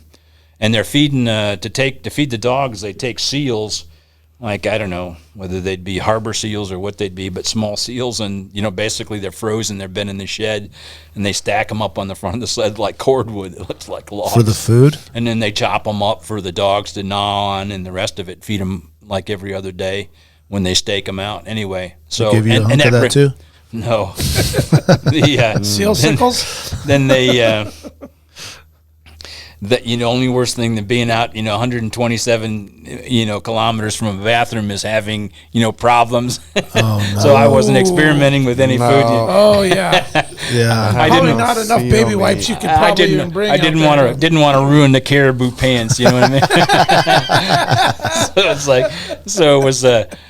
So anyway, the bear came in, and the guy said let me go check it, and he jumped on the snow machine and did a big loop around and checked the track, just like we checked. Okay. And said it's over 9 feet and the rest of it, and so but it came in, and two of the dogs went out, and they kind of harassed it, and it would trot along and swing at the dog. It wasn't bothered, but it went all the way around us in loops. So then we followed it around and then came up to it, and by then the dogs had been harassing it, and it laid down in the snow and was kind of panting because they're not used to running. Oh. And they're so warm and overheated, and so we got within about 50 yards of it, and then came up on it, and I had a 338 Blaser with me, and so I was getting ready to ask you what the firearm was. I handed the rifle to the guide and said, "Here, hold this a little bit." And he didn't speak English. He was looking at me, and I reached in, pulled out my camera, and was taking pictures and the rest of it. And so then I took the rifle back and leaned in, and just 2 quick shots. And so they can't let you bring it back. Do they hold it for you? What do you donate it? I've got it at a friend's place. At a storage or okay, so you he's send a it to guy I them. hunted my Shiris Moose with, and I talk to him about once a year. So Yeah. one of these days maybe I'll figure it out. But I was also told that we can sell them. There was a big market for them at the time, and then that market died in the meantime. So and it's not necessarily a cheap hunt, but I tell you, just as far as cool. Yeah. I had to be driving somewhere, and I'd look over at my wife, and I'd say, "Did I tell you I shot a polar bear?" Not a lot of people get to say that. It was just so neat, and the whole experience of doing what it was, and so. Yeah, I had a question about the Shiris Moose. I've asked this before, but I don't think we've had anyone on the show that's probably shot a Shiris and an Alaskan moose, Yukon moose. Is there a difference in the taste of the meat? Not that I noticed. It's like. I shot a whitetail in Texas. I shot a whitetail in Kansas. I shot a whitetail. Was there a difference? And the truth is, it depends on what they're eating. Yeah. Okay. Right. So, in that part of British Columbia where I was, and willow pretty much all Similar taste the to- same. You yeah. know, so I don't think that there was that I noticed. To me, moose is one of the better tasting meats. It doesn't have a very gamey taste. And Yeah. What's your favorite? moose is still probably one of the ones. We do a lot of moose burger kind of stuff. I'm not big fancy as far as the stuff I've had. Also, my wife learned in Germany cook what's known as big game Belgium, where you could take a roast in a certain way and it had neat sauces and stuff like that on it. So, by the time you put it in sauce and the rest of it, it's hard to say that this. What's what? Yeah, what's exactly the taste. because and it the- cooks into the game meat. Yeah. So it's how it's prepared. Yeah. What's maybe the most exotic thing you've had? Probably monkey. Oh. Whoa. That was when I was special forces, like in Guatemala or something like that. Yeah. So it was like, or Thailand or one of those, and so like See, that would be my line. gotta have try this out and see what you like and say. See, that's where I'd have to draw the line. See, like you don't want to eat a cat. There's no way I'm eating monkey. That's too close. Too close? It's too close to me, man. It's too close. Porter Yorick, I knew him well. Yeah, it's It's too close. maybe it's close to you, but not to me. I just, if something can go like this to me, I don't want to eat it. I've been around all kinds of monkeys and baboons, and I've never had one of them flip me off. Never once have I done that. Seen it in Costa Rica. Seen it in Costa Rica, What day? man. Howler monkey. You gotta to teach. Yeah. I don't know who taught him, but You got to teach him how to do that. Well, I had a guy one time too say he wrecked a car because a sloth ran out in front of him. So it's hard. So, you know what I mean? I say, They just jumped out of the ditch, man. Oh man, Super slow motion. you know what a sloth is? he didn't think that one out very well. No, he before didn't. spit It was out. like, That's a okay. Everyone was shitty-ass like, bro, excuse, man. worst lie ever. Just not, okay, gotcha. I told that to my grandson the other day because he was talking about sloths or something. I said, yeah, I had a guy. It didn't all ring true with him. I mean, I understood, because he doesn't drive. He's like 10, but I'm like, yeah. This guy claimed, I was was in Panama. There was from one side of the isthmus to the other, there was like a jungle area drove through, and he was driving through there. He said, I wrecked the car because a sloth ran out in front of me. Okay. And got that. And was the monkey flipping you off too while you're Yeah, I got it. It's one of those. You can write that down. We'll save that one. Oh, it's all getting written down. It's all getting written down there. Wild Sheep Foundation, are they in Canada? Who? Yes. They are? We're all over. All over? Yeah. How many states? There's 19 jurisdictions in North America that have wild sheep. So they're probably, there's Yukon, British Columbia, Alberta. I don't think there's anything over farther east out of Alberta. But in the U.S., there's an Eastern chapter. They got a big event going right now. There's a Midwest chapter. Iowa does a good job, and the rest of it. And I always tease them because Craig Nakamoto runs it down there, and he's a hell of a good guy. I think he's Hawaiian originally. So I always tease him about it. I said, so what is it you do for sheep stuff in Iowa? Like have it shearing contests, or what is it that? But so it's like a lot of things. And then so throughout California, Nevada, Arizona, Texas, and there's not chapters per se in Mexico, but you've got a number of different states in Mexico, and you say jurisdictions because U.S. and Mexico are states, but in Canada you got territories and provinces. Yeah. So the only way to really cover it is to say that. So. Gotcha. Wondered about that. But it's spread out nicely, though. We currently have, we're running right now about 800 members overall, and we have life members in Canada, U.S., and Mexico in here. So we're international now. Yeah. It's kind of funny. And when we sell our tickets and the rest of it, one night I was up at my cabin up north by Talkeeton, and I looked down, and there was one guy. I said, oh, this is cool. A guy from Finland just bought a ticket. And then there was another guy from, I don't remember where else. Spain was the next one. Oh, that's cool. So we meet them at the shows, and some of those guys have become life members of our organization because they support us, and so it's all the interconnected and conservation, and also the perpetuation of hunting. So it's important to us. So. Well, what led you to this path before you got involved with the Wild Sheep Foundation, and to where you're at with it now? I had always, I was raised in a world of, with the military and the rest of it, of self-the-service, doing good things without expecting anything in return. So, and I'm not sure necessarily, I can't point to an exact time when that happened. It just became part of what we were and did. Mm-hmm. And so. Part of your path. And it just evolved, and there it was. It was like not knowing that there was anything other than college. I was probably ignorant. They tricked me into it. I don't know what to say. But I had done, so when I got to, I'd been a member of Ducks Unlimited a long time ago, and even when I was in Germany and the rest of it. And so when I got to Fort Richardson at the time, and so there was a chapter there, and I joined them, and so eventually did that one, and then was asked to do district, and I can talk, I can organize, I can do those things, and so leadership skills. And so eventually I became state chairman of Ducks Unlimited in Alaska for a couple of years, and so and we were able to do a bunch of different things and show some unique ideas. And first state logo came out of Alaska, and it was like, oh my God, you can't do that. I said, well, I just did it. Yeah.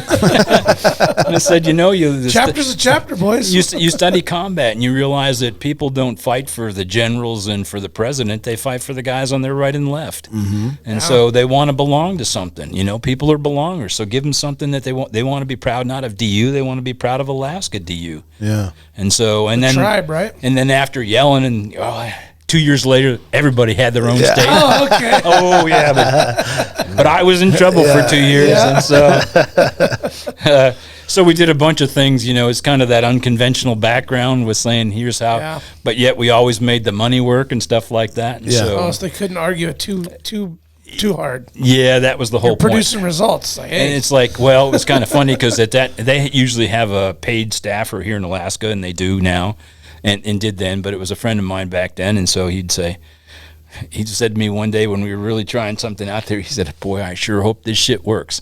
He said, "Because if it doesn't, I'm history next week." And I said, "That's a chance I'm willing to take." So yeah, but a lot of that stuff became the norm, and they realized that there was different ways of doing things. And so I had that going, and then I went through, when I left the military, had different jobs and things, some of which, had to make enough money to go to the next level of hunting, and so I was able to do a few different things and helped. Had a couple of various jobs here in Alaska, and then helped create a new security firm called Triple Canopy. That was big in, the Iraq, and, Blackwater was one of our competitors and the rest of it. So I was going to ask you off air earlier if you knew Matt Mann, but now you just answered my question. Yeah, well, Matt Mann, worked for me as when I was a commander in the unit. And then when he wanted to do that, he'd said, well, what do you think of this idea? Blah, blah, blah. So he asked me and talked to me, and that's how I got recruited the first time to be their first employee to do this, a fellow Delta Force guy, and so that's primarily who we were anyway. That again is another story, but being able to organize and come up with answers and plan and take wild risks with other people's money, it worked out that so eventually they paid me pretty well to do what I had done, and so that's probably what fueled a lot of my hunting cost, and probably what enabled me. And I had a couple of jobs and had my own company after that, and so, but that allowed me kind of to begin to do sheep hunting. And I met a guy by the name of Jack Atchison. So for most of my life, I've lived vicariously through books and videos on hunting. Dreaming about I'd love to do this. I got probably 2,000 hunting videos trying to figure out. Just now, what did he do? Stacked everywhere. What did he do? They're nice and neat in cases. And so it was like I even had to get rid of the VHS ones. I've been doing it so long. Oh wow! Man. And so it was like, but the talk, what the gear was, where you went. Sure. I was old enough and senior enough that nobody really thought that they were going to mentor me. Everyone was junior, and so I never had anybody say, "Come here, I'll show you how to do this stuff." I can tell you stories about Matt Mann and our first hunt on Kodiak the first year we were there, when he didn't show up at the stove because his wife wouldn't let him buy one. So, you don't need that. So eventually I had a whole garage full of tents and bomb shelters and things like that. So when I was going to go into it, and so anyway, at a certain point, I started hunting sheep, and then I met Jack Atchison, and I don't know if you know who he is, but his dad was contemporaries with the Jack O'Connors, and these are probably names a little bit before your time and the rest of it. But his dad was the one that kind of mentored. Who's our Marine buddy that still does all the hunting? I'm talking about. I'll think of it here in a minute. But anyway, several of these guys. And Atchison's shot I don't know how many animals and the rest of it. He grew up with it. They've been in the business 50 years, but he was the one that did a lot of the booking of hunts and still works, as a friend. So he basically said, "Hey, you've done all this stuff. Maybe you'd let me set you up with our chairman. Maybe you can go have lunch with him." So I met, the chairman, Mark. At the time, and he said, "Where did you come from? Do you want to do this?" And so I actually had done it at this level and didn't really want to get involved. And there was a lot of independence issues in Alaska with, it's hard to get sheep hunters to pull in the same direction because they tend to be a very independent crew. Make some good hunters and that, but they, when you can't get any three Alaskans to agree on anything anyway. And so I didn't really need this. Didn't really need the strife, without carrying a big gun. So it was he said, "Well, maybe you'd help us, get going with this thin horn. We want to start doing some stuff with Dall sheep." Alaska at the time had an organization up here. The organization kind of lost its way, even though if you go back through the history, there was plenty of top-notch people that were a part of the previous organization. They just went through a blip where they got the wrong people in the wrong jobs. But there's a lot of people back there that did, the Billy Dunbars and the rest of these guys that were top-notch people. But at a certain point, and then Atchison, who had been chairman of the Wild Sheep Foundation, actually had to come up in 2013, and they pulled their charter and said, that's it, you guys are done. You're no longer affiliated with the Wild Sheep Foundation. That left a bad taste in a lot of people's mouths. I bet. What year was that? 2013 is when they actually did the letter. Oh, that's not that long ago. Wow. And so it'd been before then that things went south, but they were anti-guide and outfitter. They didn't want any guides and outfitters. And so, it was about the time that the organization itself changed their name from Finaz to the Wild Sheep Foundation. Oh. So it happened. I always use that as a transition, even though it's... Yeah, okay, I remember that. So there had been one, but so these guys eventually, Mark and Jack said, I finally... strategic planning is kind of my forte a little bit, and so I said I'll work for you at National, but I don't know if I want to get back into the running banquets and things. God forbid. Well, as a state chairman, we ran 40 some a year. I literally wrote a manual on it and how to do this. So doing one of those was like yesterday's mail. It's like okay. So anyway, but it was obvious that we needed to do something, and I probably wasn't going to get in the organization unless I kind of made my bones somehow. So Mark said, why don't you go to Alaska, and if you're willing to restart this, then kind of show us how it's done from the field. So we started with New Year or Christmas Eve 2014, hit the final button. I had redone all the paperwork and all the stuff, and so we started. Not a member, not a nickel, not nothing. Fresh start. A couple other guys. Everything had to be new and had to be different, and so we're a completely separate corporation from the national organization, even though we're function as a chapter. Chapter's not in our name, and so. And then, that spring we got chartered again which is what they pulled from the other organization. We got chartered again at National and still didn't have any money. And so I basically paid for it out of my pocket for a year and then got reimbursed and started with the first raffle and had to borrow. SCI helped us get started with the raffle permit and some other stuff. And so, I'd known Eddie Grasser for a while. And so we were able to go and then create it, and then that next year, I think 2016 was our first time we had done a banquet, and everybody agreed that no, there's no way we can do a banquet. There's too many banquets. We won't be able to do one. Just not optional. Let's do it.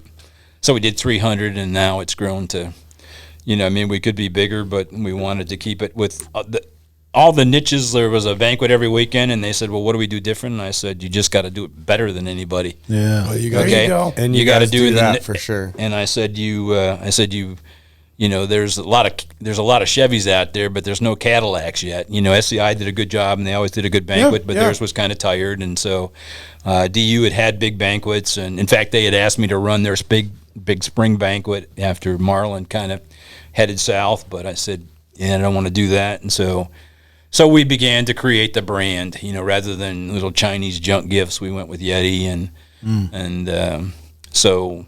Sitka, from the cross partnering with all the Sitka, Bob Hodson at Barney's knew them, and he was like, it was kind of funny. He's like, well, I don't want to put my name, and he'd been part of the old organization and missed it, so he'd been a longtime supporter of Wild Sheep and everything else. But he said, I don't want to have my name associated with this unless it's the right. Gotcha. It's going to be done right. And I said, I tell you what, Bob, the truth is, I don't give a shit about your name. I care about mine. So I guarantee you it'll be the right way, or we won't do it one way or another. Sure. So Sitka was one of the first ones. That's why we've kind of been loyal to them, even through thick and thin, even when they decided there wouldn't be drilling in Anwar or some other stupid thing. Well, that was after they got bought by Gore, right? When they started being a little more they were anyway, but that got fixed. And nice. That's probably another story over beers or whatever. But but when they came back around, which was good, and we never left them for that reason, because I knew sanity. In fact, when I called their headquarters that year and said that, either you guys get this straight, because I'm getting a call from the governor's office on why we're against Anwar or whatever. Yeah. And my agreement, if I restarted Alaska, was that all the, decisions would come through us with wild sheep. Now, Sitka was not the same agreement. They were supporters of ours, and it's different. But I said, you really should check on the ground. I said, otherwise, I said, you come back up here, and I said, every homeless person in Anchorage is going to be wearing Sitka. I guarantee it within the next month. So they're in Bozeman. They called right over to Gray Thornton, who's the president CEO, and he said, "Who's this guy in Alaska? What's the story?" He said, "Yeah, you better listen, because he's like that, So it took him a while to sort out. I shared the stage with one of their new guys, and I shook my hand and said, "Hey, I came to talk to you here specifically at the sheep show," and I said, "This happened." He said, "Oh yeah, Alaska," and I said, "Yeah." Said it made no sense and doing the rest of it, and I said, "We got to get it fixed." And he said, "Those guys are gone now, and I was put in to fix it." He said, "So you just come by, we're back in the net." So Just like they that. fired those guys, and that just had to wait a year or two. Yeah. And then the show righted and the rest of it. So the California boys went their way, and then they came back, and they've always done it. And Cryptech, Kehoe is in there. Yeah. This huge year presence now. And so we actually, because of the size and what we could do and our ability to project our name and image out there, we signed this year. We brought on an executive director for the first time. Oh. Most organizations, first thing they do is hire an executive director. So the first 40, 50K, 100K goes right out the door. And I did it for free. So I basically threw in my salary as a way, just because I told you, it's payback. Yeah. And There it is. but we had money right from the day one. Last year we eclipsed, between ourselves and our parent organization, we eclipsed $3 million we've donated to Alaska. Wow. And so nobody can do that. And there's some good organizations out there. I'm not taking a thing away from them, but I'm proud of that number. And from day one, we've been, pumping 200, 300K, and it was just keeping enough to operate through the next year. Yeah. And the rest we gave, and instead of building a bank account with $1 million or whatever in it, we chose to do it that way. Now we're probably to the point where we're going to double that. The new people, Boyd Harness just signed on as one of our major sponsors. Zeiss just came on board.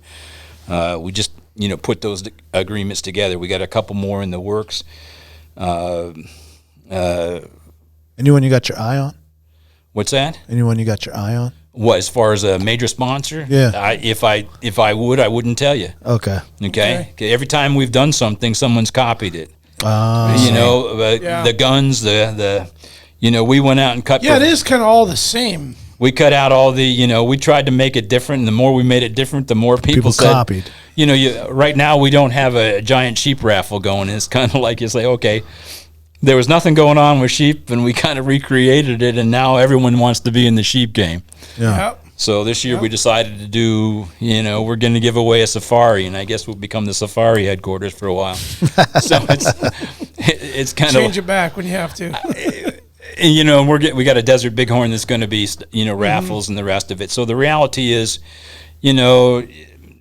it's marketing, it's taking care of, remembering it's about people. We talked about that. Oh, yeah. It's all about people. So you look at these sponsors, when they hear from us, everyone walks into them and says, well, I'd like a donation, I want to do this. We walk in and say, hey, if you do this, we'll buy this, you give us this, you do whatever, here's what you get on the pages. Here's what, and it's from day one, it's been a business, not a Birkenstock begging organization. And so when we treat it like a business, that's why we're able to, we basically book and sell hunts on 6 continents. The only reason we're not in 7 continents is because they won't let us hunt driven penguins in Antarctica. It's just not sporting, according to some. The leopard seal would be kind of cool, I think, but penguins, Yeah. Yeah. not a big deal one way or another. And it's for the right reason. Focus on people. Remember, it's about people. We take care of the sponsors. They take care of us. We provide them stuff. We had a couple sponsors that had been given to us, and then COVID hit, and they said, we got hammered. We can't do it. And I said, Sure. So I told the guy doing our live auction, I said, call him up and tell him to give us a hunt, and we'll give you all the money we make. And then when you come back, and they were like, Wow. Nobody. Say We've what? been given to this organization and that organization for 30 years, and nobody has ever offered us that. That's the There you difference. go. It's about people. Yeah. It's about you take care of people and you show them you care and you're in it together.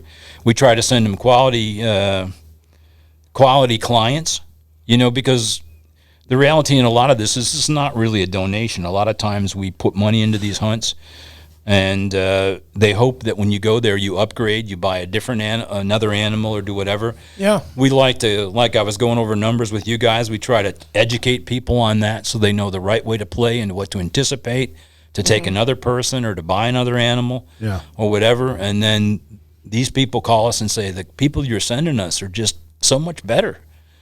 This is good. And so, we're in. So we walk through, SCI or the sheep show, and people have got a crowd in front of them and they wave and say, just send me the paperwork. Too busy to talk right now. Just send me the paperwork. Yeah. And that's the kind of relationship, we get 85, 90% return business from people. That's what it's about. That's who we're looking for. Yeah, that's what we're looking for. Mm-hmm. How many people would you say was at the banquet last year? Because you said you guys had 300 back in 2000. We started with 300, but right now we're limited just based on the size. I like the second floor because it's a classier place, and that's kind of what we were looking at. If we wanted to get downstairs, we could go downstairs in the warehouse and walk around in concrete. It looks nicer upstairs. That's right. It's the whole point of it. That's the whole. But that limits us. No matter what we do, we can only get 90 tables in there. So we get 900 people every year. Gotcha. But the other part of it is to say, it'll get to the point where, we've got some other things coming. This year it'll be another one, the same kind of basic format with stuff coming in. But whenever the major sponsors come in and give you $5-10 grand worth of stuff, it helps the bottom line. That literally falls all the way to the bottom line. In fact, we leverage it a couple times. But that just means like that tiered raffle, there's another Argo. In fact, we got the full-size Argo this year. Nice. We didn't do the boat this year because I took out 3 to 4 tables last year to do the boat. And that's going the wrong direction. Yeah, it took up too much space. Yeah, taking too much space. And you look at it, how much per table that is in terms of what you want to got. The live auction has got a governor's tag from Utah this year that they ask us to market. That's a California Big Horn.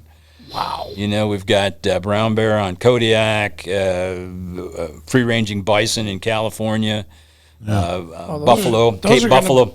Bring in some big dollars. Yeah, Cape Buffalo in Africa. A couple places in Africa. Ibex again. They haven't the import issues on Marco Polo are still out there, although it looks like they're getting them fixed. The Wild Sheep Foundation has been leading the way and working. They had some very good, successful meetings with the Fish and Wildlife Service about importing those. It's the reason why we haven't had a Marco Polo, but the same outfitter that does that does some real good ibex in Tajikistan. So we got a couple ibex from Tajikistan. We're waiting to hear from Mongolia. They were, hoping, they have their import stuff for at least ibex, maybe what they call a marl stag, which looks a lot like an elk, to be honest with you. Half the time they call it an elk. And so, we're trying to provide, and then there's little stuff, bear hunts, antelope hunts, pheasant hunts. Yes, maybe more fiscally capable hunts. Well, the point is you're ideally, when you look at it, you want to try. It's even like the raffle, you want to find something for everybody. So we've got guns on there that are, Gunworks just gave us a gun, and some of the other ones. So we're talking, the gun stuff. We've got 5 or 6 shells of stuff at Cabela's. Steiermann just signed, said wanted to join us. Benelli just joined. Sweet. We'll probably buy from them, and so. And what that allows us to do then is to put stuff on there. We've got shotguns from Beretta, because Beretta's one of our sponsors, and then high-end rifles and shotguns, and then down at the lower levels, we don't do a wall of guns because it's anticlimactic for us, and it's also there's other organizations that's their bread and butter, so we don't really need to step on their toes. There's a lot of room for, there's a way of doing this stuff. I've got a. You did the table though, right? What's that? Yeah, the table. It's like almost a table of guns, I'd say. Well, there's, right now when I look at it, I got the spreadsheet, and so we won't do all of them, but, in inventory at Cabela's, we have $230,000 worth of guns right now. Wow. Guns, and that doesn't include the optics. Swarovski sells to us direct, and Zeiss and the rest of it, so we won't use all those, but it usually comes out to be $175,000 to $180,000 worth of guns and optics that we do in a single night. Yeah. To be able to really, and they're a variety, We won one. We won one 4 years ago. We won 2 rifles. Our table, we were always trying to figure out doing different things at the tables, and you guys usually get a table with us or whatever. Yeah. Mm-hmm. I don't know if you did yet. Did you do your table yet? Not yet. Well, I'm on the way out of here then. That's it. No, it's happening. It's happening. It's in the works. So. Well, they got those prices up a little bit, Kevin. Yeah, we want to talk to you about that. We were like, can we get that player's price, Kevin? Can we get the player's price? I think you... grandfathered in price. There we go. Don't be talking grandfather stuff. I don't want to hear that. Just because you're on, you're on talk radio or whatever the hell we're on doesn't mean podcasters over here. Yeah, doesn't mean you're going to get away with murder. It just doesn't work that way. But I was going to bring you. You got good karma though, man. Come on. You do. You have excellent karma, as a matter of fact. Yeah, if you look at the what we're giving away with the table, what's the main item? Do you know? This is the trivia. So much for trivia. Play the damn noise. Play the noise. Tell me what the main item. If you get a table, what do you get? What's on the table sponsor? It's a bag. Cooler. Is it a QU bag? No. It's a Yeti cooler. Last year. Oh, that was last year. Yeah, keep going. Yeti cooler, right? It's a Yeti cooler. What kind of Yeti cooler? It was a Yeti. It's the backpack. The gray hopper one. Yeah. It's like a 30, I want to say. You got a website? Yeah, we got a website. Hold on, go to the table and see what it looks like. I think it was an 18 hopper. Oh, the 18 hopper. That's what you think. So we've got one for the 18 hopper. We've got a QB. We got a QU bag that's last year's news. Okay. And what else? Actually, he walked away with that this year. Okay, the Panga 30. Panga 30? Panga 30? Year before. Oh, hell, I'm living in the past. So how can we look it up here? Last year's tickets. Are you at the website? Yeah. Go to, buy a table or whatever. What's our... You got to go down. Down a little bit. Where are you? Banquet, yeah. Right there. Try that one. Buy now. And when it asks you about a table... Look at the table. Keep going. Down the bottom. Oh, right there, orange. Table. Purchase table. Let's see what you're going to give. Survey says... Okay, there it is. You get a full-size Yeti haul worth $470. There it is. Okay. Yeti haul? Is that a 45? Yeah. Yeah, look at that. Oh, and the green cup? Yeah. Oh, we got you the get cup holder cup. And you get the big cup, and if you sign up for the upper-level table, then you get that Red Ox bag with our logo on it. The same bag they gave me when I hunted my polar bear, by the way. So Red Ox Aviator kit bag. Okay, that's what you get for just... So now you know the answer to that particular quiz. I was going to bring you your Yeti haul since I was over at the webs... I had to move the Yetis. We're the largest Yeti dealer now in Alaska, I think. Is that what the Wild Sheep Foundation become? I talked to the guys at Yeti, and they say, all I got to say is they look at the hat and go, yeah, I'm that one. We got Yeti cups for days at the house with Wild Sheep Foundation. Oh, every single one of my cups are Wild Sheep Foundation. It's like I love it. I get a call from and so what happens? It's like, let's go back and analyze how this all comes about. You get on the corporate sales and you say, let's order something due or whatever, and then, okay, you back and forth, and you got to buy it and then ship it, and we buy $40,000-$50,000 worth of Yetis at the wholesale rate, come in, and then your wife calls, and they don't tell you when they're coming. They always mess that up. And so my wife calls me and said, my wife says, did you order 2 tons of Yetis? We got a guy out front here. Yes, I did. There's 4 pallets on the driveway. Why is this guy asking if we have a forklift? To which I usually say, well, I don't buy them by the pound, dear.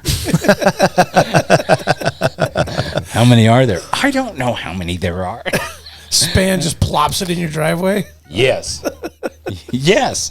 And so now tonight, before I got here, we had to do, 2 pickup loads to move them from the garage to, and those were just the cups. Those aren't even close to the coolers. The coolers took 8. Those are monsters. man, that's So I looked at it and said, "What the hell was I thinking? We're probably going to have like cooler day at Cabela's ahead of time." Yeah. Because if you go to the banquet and I give you How one, many you can be tables? like, How many? There's got to be 100 tables, right? well, there's 90 tables, but yeah. reserve tables only be about 65. All right. That's still a lot of coolers, 65 man. coolers takes up a lot of space. And now you know why we're the number one YETI salesman in Alaska. They'll just have a container on the side where you just walk up. And But give your it ticket is and like it's- it is a here's your Yeti. it's a pretty drastic step up. To It's go a beast. to that banquet over any other banquet. When up you here. and that's the name of the game, to do the attention to detail, that we want you to be. When we walk in there, we want you to be totally wowed with the stuff that you see. And you walk up and down those, when you figure right for gear alone, just between Sitka, Cryptek, and Kehoe, there's $30,000 worth of stuff. Stone Glacier was the one I was trying to remember. They signed on as a major sponsor Okay. this year. Cool. The Boyd harness, they make not only the Boyd harness gear, but they also do the dog stuff.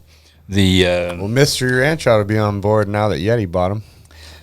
Oh, Yeah, there's a couple of them that we're seeing at the next show and the rest of it, and so what they really liked was, hey, we're hearing all about you. We want to come. Zeiss contacted us and said, hey, we really want to. Wow. We want to buy in. What can you do? So we sent them a proposal and said, so they're going to be the sponsor of the Sheep Hunter University this year. okay. Okay. Cool. And so we've got a couple out there that I, don't want to rat out until they tell us yay or nay or whatever, Yeah. that'll sign on. And so we're trying to make sure we get a good, and it's like even I tell that, having all the camouflage in room and say, I'm loyal to Sitka because they fit me better too and the rest of it. And so, but the truth is, people like what they like, and our job is to introduce them. They can't get out to all the shows. They can come see the different stuff. They can try it on. They can. Yeah. They can, test it out and hopefully find something they want. Can-Am is in again this year to help through Team CC to do another. They wanted to do something different, so we did the big 6x6. Last year we had that $30,000. Oh yeah, the side by side. The Defender. It was like, Yeah. okay. It was like, I'm not sure what you do with it. It's kind of like, do I take the Defender or my Mercedes? Defender or my Mercedes?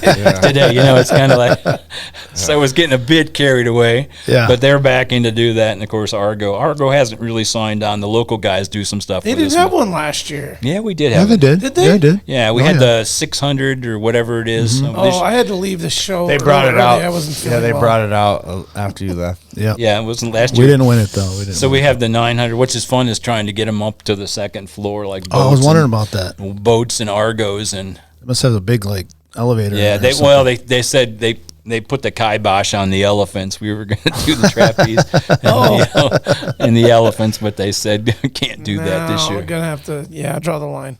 So we'll probably do our signature beer again, and there's some other people that are talking to us Oh, about it. perfect. Yeah, Anchorage Brewing hooked you guys So up, right? yeah, so we're and people again. The biggest thing is they're starting to call us now, and we would like to work with people, and we like to help. We like to help small business. We like to make sure that we give them return on their investments, Yeah. and it's a symbiotic relationship. We're big on pushing Alaska. If you go to the sheep show, you guys probably should come down as our guest next year and check it out. And we'll do a podcast from. I was just about to ask you to sell these guys on it because I don't want to. I don't want to go that thing alone, and I really, really want. No, to we've go. been talking about going, and Yeah, Kevin was telling Kevin's been pushing us too. to come down there as good well. to So go. next year's the year we're We going. can probably do that. All right, What I let's do did it. was normally we end up, there was an island there, and it's got how many spots in it? I think it's about 8 booths. So I said, tell them we want the island. So we're probably going to find a fishing partner and the rest of it. Our long-term, and then will be a lounge in the center, so that would be the place to set up. Let's talk about. Kevin, you can count us in, man. 100%. If that's something you can work out, We'd love just to do that. Lock it up. Let's do it. Does Howdy Doody have a wooden butt? Of course we can make that happen. It's not a big issue. It's all about, and then what our goal was is to eventually build that out a little bit. We finally got a storage unit in Reno, so we didn't have to Oh, move nice. stuff. Okay. And we want to call it the Great Land, and then just put Alaska to where it's supposed to I be. like that. And I so like that. people can That is come and cool. hang out. And so I love it. I love it. So my juices flowing the now. long-term Yeah, goal is totally, world man. domination. is Yes, what- let's do it. Let's do it. Just keep chipping away. Yeah. Chipping away. Let's take a quick break. We'll be right back with that trivia.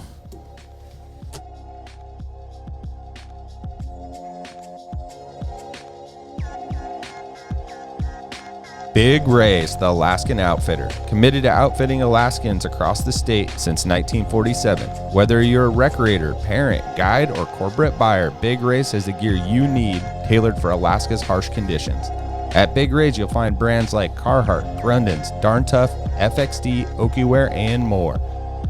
Big Ray's is your one-stop shop for both outdoor gear and rugged work attire. Check out their new exclusive line of durable but affordable waders, inspired by and named after the majestic Aurentz River in remote western Alaska. The Aurentz wader was designed by Alaskans and proven for the diverse waters of the last frontier. Visit Big Ray's at any of their 5 locations statewide, 2 in Anchorage, 2 in Fairbanks, 1 in Kodiak, or check them out online at bigrays.com. Tailored Restoration, helping Alaskans turn disasters into new beginnings since 1972. Their 24-hour services include fire, water, mold, post-emergency cleaning, and repairs. Tailored built its reputation with years of committed and reliable service to the community with innovative restoration and home remodeling. When you have an unexpected home issue at the most improbable time, Tailored has an emergency response number with trained professionals available to help you anytime, day or night. Tailored Restoration has locations to serve you in Anchorage, Eagle River, Matsu, or Fairbanks. Give them a call at 907-344-1239 or make an appointment today at tailoredrestorationalaska.com. Total Truck, Alaska's premier supplier for custom automotive accessories and overlander products. If you want to customize your vehicle, talk to the team at Total Truck, where you'll find their expertise along with top brands such as ARE, RSI Smart Caps, Goose Gear, iCamper, Frontrunner, Rigid Lights, Rhino Lining bed liners, and everything you need to outfit your truck or SUV. Want to turn your truck into a sleeping option? They have rooftop tents, custom camping equipment, electronics, and solar energy packages to keep you powered up deep in the backcountry. Stop by their store location on Dowling between the new and old Seward Highway, or check them out at TotalTruckAK.com. That's not what we need. Right. You know, someone at Sornex Winterstrong even brought that up. Was it Charles? I was trying to remember somebody brought that. No, I brought it up to him about that. We got to move on from those type of guys. Yeah. And he's great for it, and he's done a lot for hunting. But you're just in a different space right now, and that was something that I wanted to bring up because I heard Gray on their podcast talking about how What podcast was that? Wild sheep. Okay. and how the new stance with wild sheep is kind of to like move away from the kill shot. You know, I read some of that, and I think some of that's probably good, and I didn't get a chance this time. We're so busy. You know, usually Gray and I get a chance to confer, or he sends me notes on stuff or calls and says, you know, what do you think about this? I've drafted some policies for him and some other things, and so I've got a lot of confidence in him and the rest of it. But I read that, and I thought, you know, first of all, I'm not apologetic for loving hunting and what I do. But I don't need to be in your face either. Yeah. So somewhere in there is the fine ground where you say is, you know, the kill shots. Yeah, I told you I had all kinds of hunting videos. What I don't like is the ones where you flash on and you get 15 kill scenes right in the beginning. Yeah. I want to know how you did it. I want to know the stalk. I want to know what gear you took. I want to know the rest of it, and then have it culminate. And I want to see the kill scene and the culmination, just to see, did you hit it right or did you not do, and the rest of the stuff that I wanted to do that. So to me, it's part of the story, and it's okay. So, but I don't know I haven't talked to him to find out why are you. It may be the right thing. It may be an overreaction. But your comment, you know, how I explain it to guys is like, if you look at a normal distribution, I don't know if you've ever seen one, a bell-shaped curve. It starts out small and looks like a bell, and then it ends the same way on the other side. On one side is the anti-hunters, and we're never going to change them. On the other side is us hunters, and they're not going to change us. Mm-hmm. But in the middle is the people that are going to vote one way or another, and they're going to determine whether or not we get to hunt. So our ability to approach them and to make it palatable and explain, when you say to someone, people will say right away, well, it's hunting that pays for conservation. And you say, well, good idea. How does that work? And that's usually when the conversation ends, because they can't explain to you the business of hunting or selling tags or doing, Pittman Robertson, how exactly it works. It's counterintuitive that killing animals, you need to kill animals to save them. Yeah. When you think about it. I mean, that's the blatant thing about it. It's like, well, why? In places like Africa, because the guy's got a choice, If elephant gets away, and I've been there where they've had guards all night and eats the guy's melon crop, his years, that's it. He's out of business for a year. Yeah. Family may starve, may not. And so that elephant doesn't have a lot of value to him unless he's part of that resource. So, I mean, there's some good thoughts, but most of the hunting, you think about it, even Pittman Robertson, okay, the excise tax on that creates the Wildlife Restoration Fund is gathered at the manufacturer. If you went to the average hunter and said, which would you rather do, pay the tax, or would you like 15% discount on your gun? Yeah. A lot of the, especially the young ones, or people with budget. I mean, we've all been there. We started out with, I dearly got this gun, and God, I was thrilled to have it. Now it's not maybe that same way. There's a transition in life that we go through. Mm-hmm. You start out by survival, where every little thing, paycheck to paycheck, etc. And hopefully when you get to be older, you're into the self-actualization. We're leaving something behind, or doing things like conservation, all that are important to you. But that's a transition. Yeah. Our job is to facilitate that transition, but to understand that it's okay at that level to think like that, because I did, you did. Yeah. Now we're in a different space, and we want to think that way. But so we literally trick hunters a lot of times into conservation because they made it an excise tax and they don't see that. Yeah. So we have to educate them why it is. And the people, the last trip I was on, going into Reno, chatting with a guy who's a furniture salesman in Washington State, and we had a great time. It was chatty, it was fun, war stories and some other stuff. But he was like, "Oh God, this is I never knew, this piece, or how exactly it comes together, and where the money comes from, and what exactly goes into what." And there's a lot of Americans that would be, if we were just portrayed ourselves in a light, we don't need to say about killing backstraps or whatever. It's good, healthy meat. There's a big thing. We're a member of a big organization called the Wild Harvest Initiative. And I don't know if you've seen, that's probably someone we could probably arrange for you to come, because he wants to come to Alaska. Yeah, Shane, John touched on that. Would love to have him on. Shane MaHoney is a friend of mine and the rest of it, so we talk about once a month and go over. He stopped by the booth, and I didn't think I was going to get to do anything that day because he wanted to go over. I keep hammering him that that he needs fewer words. He's a biologist, and biologists get graded when they get their degrees. They weigh their thesis by the pound, and that's how they get marked. Yeah, and so it's kind of never give you some details. Never say what you can say with 10 words with 10,000 unless you can say it with 10,000 is his belief on the rest of it. He's another one like Sturgeon that the first time it did it, they wink and blink at you like, I say, well, if you're going to come up I want to have it called A Night with Shane MaHoney, and have him come talk in Alaska, and he's all ready to do it. We just got to agree on the date. You guys can be there and help in the part of it and the rest of it. But I said, but Shane, you're so long-winded. And he was like, winking and blinking. And I said, do you play the guitar, Shane? He's like, what? I said, yeah, it would help probably if you'd play the guitar a little bit like that. And these are Alaskans, they like a little entertainment. We'll probably have to give away a half dozen guns to get anybody to listen to them. But it'll work.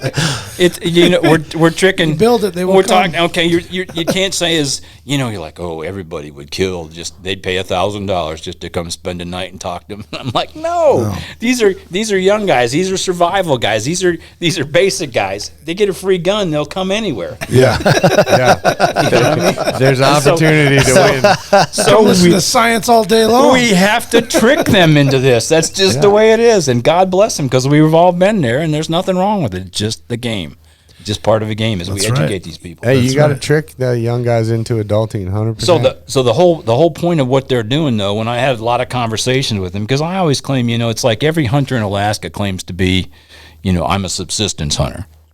And I'm like, okay, well, you can also swim for the girls' team if you want. I don't care. But the truth is, unless you live off it and that's what you do primarily, you're like me. You're a sport hunter that uses the food, or I even tell people I'm a trophy hunter.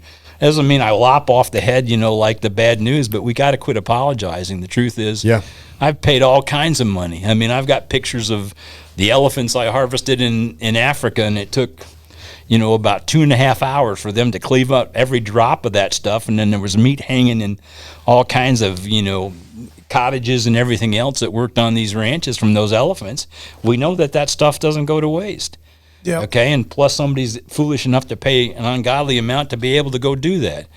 So, but his point was on looking on the base of it, and he's talking the total ability to harvest, from the wild, gathering, fish and all the rest of that. Full circle. And he said, my comment was, he said, because I believe that if we can't win the fight at that basic level, we will not win the fight to keep hunting at all. And I said, okay, you got me sold. So we give him like $25,000 a year to be a member of that. We get to sit on some very, prestigious boards and all, and here's what's going on, and to put our pieces in it. They gather. They just did Alaska. We're looking through the data now, but they gather basically with all the fish and wildlife, or with the fish and game departments in these states, all of the statistics on what harvested and how much gets harvested and who uses it. And one of the factoids, for instance, was on the average, it's not just you when you hunt or whatever, you think about it. He said, when we did the statistics and looked and said, on the average, when something gets harvested, it gets shared with 10 people. Yep. Okay? So when you say there's 15 million hunters, there's 15 million hunters and 10 million relatives that or 10 times that, 150 million. 150 million people that live off that food. Yeah. And when he looked, they actually measured the biomass and everything else and the value of what they're doing, and said, it would put a huge strain, especially in places like Alaska, on what you do. So they're boiling it all down to the basic level of saying, we can now articulate this. Exactly, what the value is and what it's used for. That's good to a lot of it, but if you look at the difference between conservative and a liberal look, the liberals tend to process information differently. It tends to be more emotive and the rest of it. So I can give you facts and figures, and that may appeal to everyone here, but the other side is all emotion. It's not right to shoot an animal. I don't care. Yeah, regardless of analytics, right? You're never going to live in that, but there's a whole hunk of that middle that will understand it then, and we'll be able to articulate, and they'll say, not for me, but I think it's kind of cool that you go do that. And that's the swing vote. Well, Bingo. His approach to it is brilliant because he, and you can tell that it's very intent driven, what he's done and what he's derived, because it is getting that crossover of that middle. That's why it's not just hunting for him. It's the wild harvest. So it's a lot of foraging. It's a lot of mushroom picking, berry picking, incorporating all that. Yeah, canning. Just that alone grabs so many people of that middle, because it's like, listen, we're not just talking about killing animals and killing fish. Like, there's a lot more to it. And just the stats that he can show about how drastically it would affect if you eliminated hunting, how much of a strain that would put on just like the food sources, produce, ranchers, like, and you don't really think of it because we are such a small population. Does he got a graph on that? Oh yeah, yeah. Really? He's got a lot of info, man. And like in fact, overload. The thing and that's what I usually get him on, and say, you got to realize that when you, we don't do guest speakers at our bank. I got all kinds of people that want, governors, everybody will want to come and talk, and say, sorry, we don't do that. We do the conservation quiz periodically to say these are the 5 main things, because people can only absorb that much. Yeah. Okay? That's all they can absorb. And the problem with Shane, I tell him, is you got to do your executive summary, because if you don't do that executive summary and really focus it down, then these people won't listen that much. It's a heavy load of information, man. It'll bury you. It'll bury you. So, but it is brilliant. It's along the lines of Robbie, just finding those little niches where you can turn someone like with Robbie from Blood Origins, I've used it so much discussing with people who don't hunt, don't understand hunting, don't understand like what's happening in Africa, and they're just like, everyone's like, you should never shoot lions, and it's like, okay, well, nothing but trophy hunters. And Robbie explains it as like, okay, well, don't necessarily disagree with you, but here's the thing: that animal has an intrinsic value that you cannot take away from it. It has a value that is there. And so if a dentist doesn't pay $400,000 to go shoot it and you ban it, it still has a value, and now a poacher is going to go shoot it. And that dentist was paying for anti-poaching, for the old lions, and it to be done the right way, so it's keeping more animals on. And that's the thing is, like, vegans and hunters want the exact same thing. You're right in terms of just Ivan Carter once did a show on a whole thing where he was looking at lions, and he was talking about the difference between, first of all, during the day, a pride of lions around a kill, you can run them off. At night, they turn into totally different animals, where a good professional hunter doesn't want to be anywhere around them because they are just flat killers at that point. Just that difference, and I hadn't known that until I got some time to hunt them a little bit, but. It's amazing, but he was checking on one, and he found these, I think, 2 or 3 lions that had been poisoned, and he was trying to figure out who it is. So he eventually went to a village and he looked around. Finally gathered into one all the way back down to a basic guy whose his only source of water was a well. The well had a wheel on it with a donkey, and the lions had killed the donkey. Okay, so you were looking at, there was the difference in that guy. Yeah. So my life versus the lion. A lion takes your child. What are you going to do? Go kill every lion. You're right. Yeah. You're right. So and so whenever you allow that situation to exist, that in proximity, then you're going to have a problem, and wildlife will lose. Our efforts up here on sheep and disease, mycoplasma, ovopneumonia, and the rest of it, to show that, one, we don't have to create huge buffer zones because there's not enough room to do it, that we can basically test and call and be able to do that because they're farm animals, etc. Oh, man, huge. This is my, Fluffy is my favorite. Okay, well, either it's a farm animal or it's a pet. And I understand how it could be, one or the other primarily, or even both. Yep. Not really, we have no negative feeling toward that. But whenever it's a question of, wildlife and stock animals come into contact. Brucellosis was started by cows. Was brought in by cows, and then it moved to bison and Yellowstone and the rest of it. Then all the bison had to die that came out of the park because they carried brucellosis and were going to reinfect the cows. They gave it to them originally. So whenever you had that, and elk are now involved in the whole thing. So whenever you have that conflict, wildlife loses. Every time. Yep. So we've got to create those systems. So the idea on that is, okay, if the lions killed your donkey, and even on wolf predations, when they would pay money for that and the rest of it, so they'd go to the ranchers and say, what happened? Well, here's a cow and it was killed by wolves, we believe, and there'd be teeth marks and the rest of it, but it wasn't obvious which animal killed it, and a whole bunch of animals had fed on it. Yeah. So, but they were stingy with paying it. They should have just said, here's the money. And let themselves be taken advantage once or twice because it was better than the alternative, which says the farm, since like on Yellowstone, what's the solution? Shoot and bury. Yep. Yeah. Yep. Okay. Yeah. So if you want it bad, you're going to get it bad. So you can't have some of these systems run by accountants and the rest of it. And if you get taken advantage of a little bit, all the sheep, we had 2 herds of goats up here that we actually cleared of M.ovi with a bunch of testing and culling, and every single goat that had to be put down was, oh, this is the most expensive goat in the world. This came with this bloodline, and it was like everything that happened. You're like, okay, some of it we just say Winston. Because at the time we did it, we were proving that it could be done. So yeah. So there's some lessons in it for all of us. What we agree is that central thing is And the other thing that we talked about right in the beginning was we have got to come together and stop the infighting crap. Yep. Yes. Okay, Yep. resident, Your message not is so loud and resident, clear with that. non-resident, and not. It's time that we tell people to sit down and shut up and listen to that. There's Come together. There's mechanisms to be able to deal with some of this stuff. We got to quit flinging stuff at each other because the outside is willing to get us. Washington said, I guess, or Ben Franklin said, we either got to hang together or we'll all hang alone.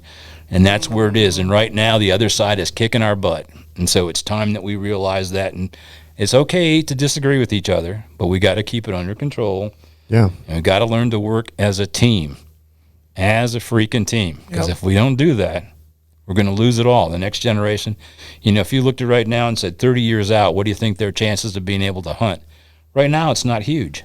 No. Okay? Don't want to be the sky is falling, but the reality is just the way things are going, the liberal bent, the more that's happening and the rest of it, more and more, and it's a death of 1,000 cuts. You look at every little thing that's being done to squeeze. There are people that absolutely hate guns. There are people that actually hate hunting or killing.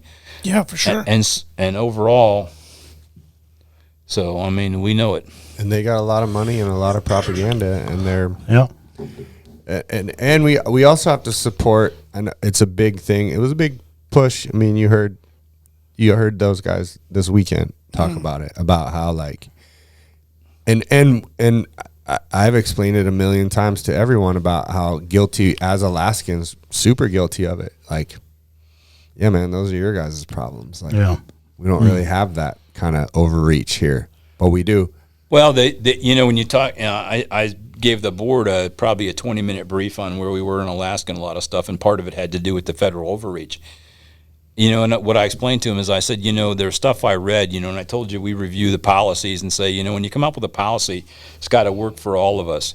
And some of the ones a couple of years ago were like, well, the feds this, we want with the feds and the rest of it, because there were states that said when their budget got to be so short, then their requirement was to sell off land. And when they sold off land, then it went private and people couldn't hunt it any longer.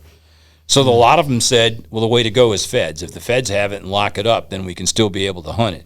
They hadn't run into what we'd run up here. And a lot of what we do is we're kind of cutting edge when it comes to dealing with the feds. So the reality is, I said, you got to be careful when you say, we're going to go all with the feds or all with the state.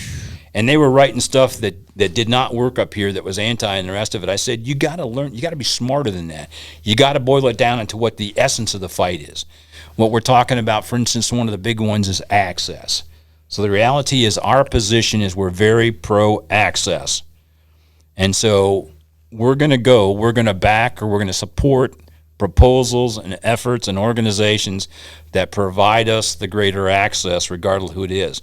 So today it may be the state in Alaska and it may be the feds in here, but so the commonality is of our program is we support access, not we support the feds, we support the state.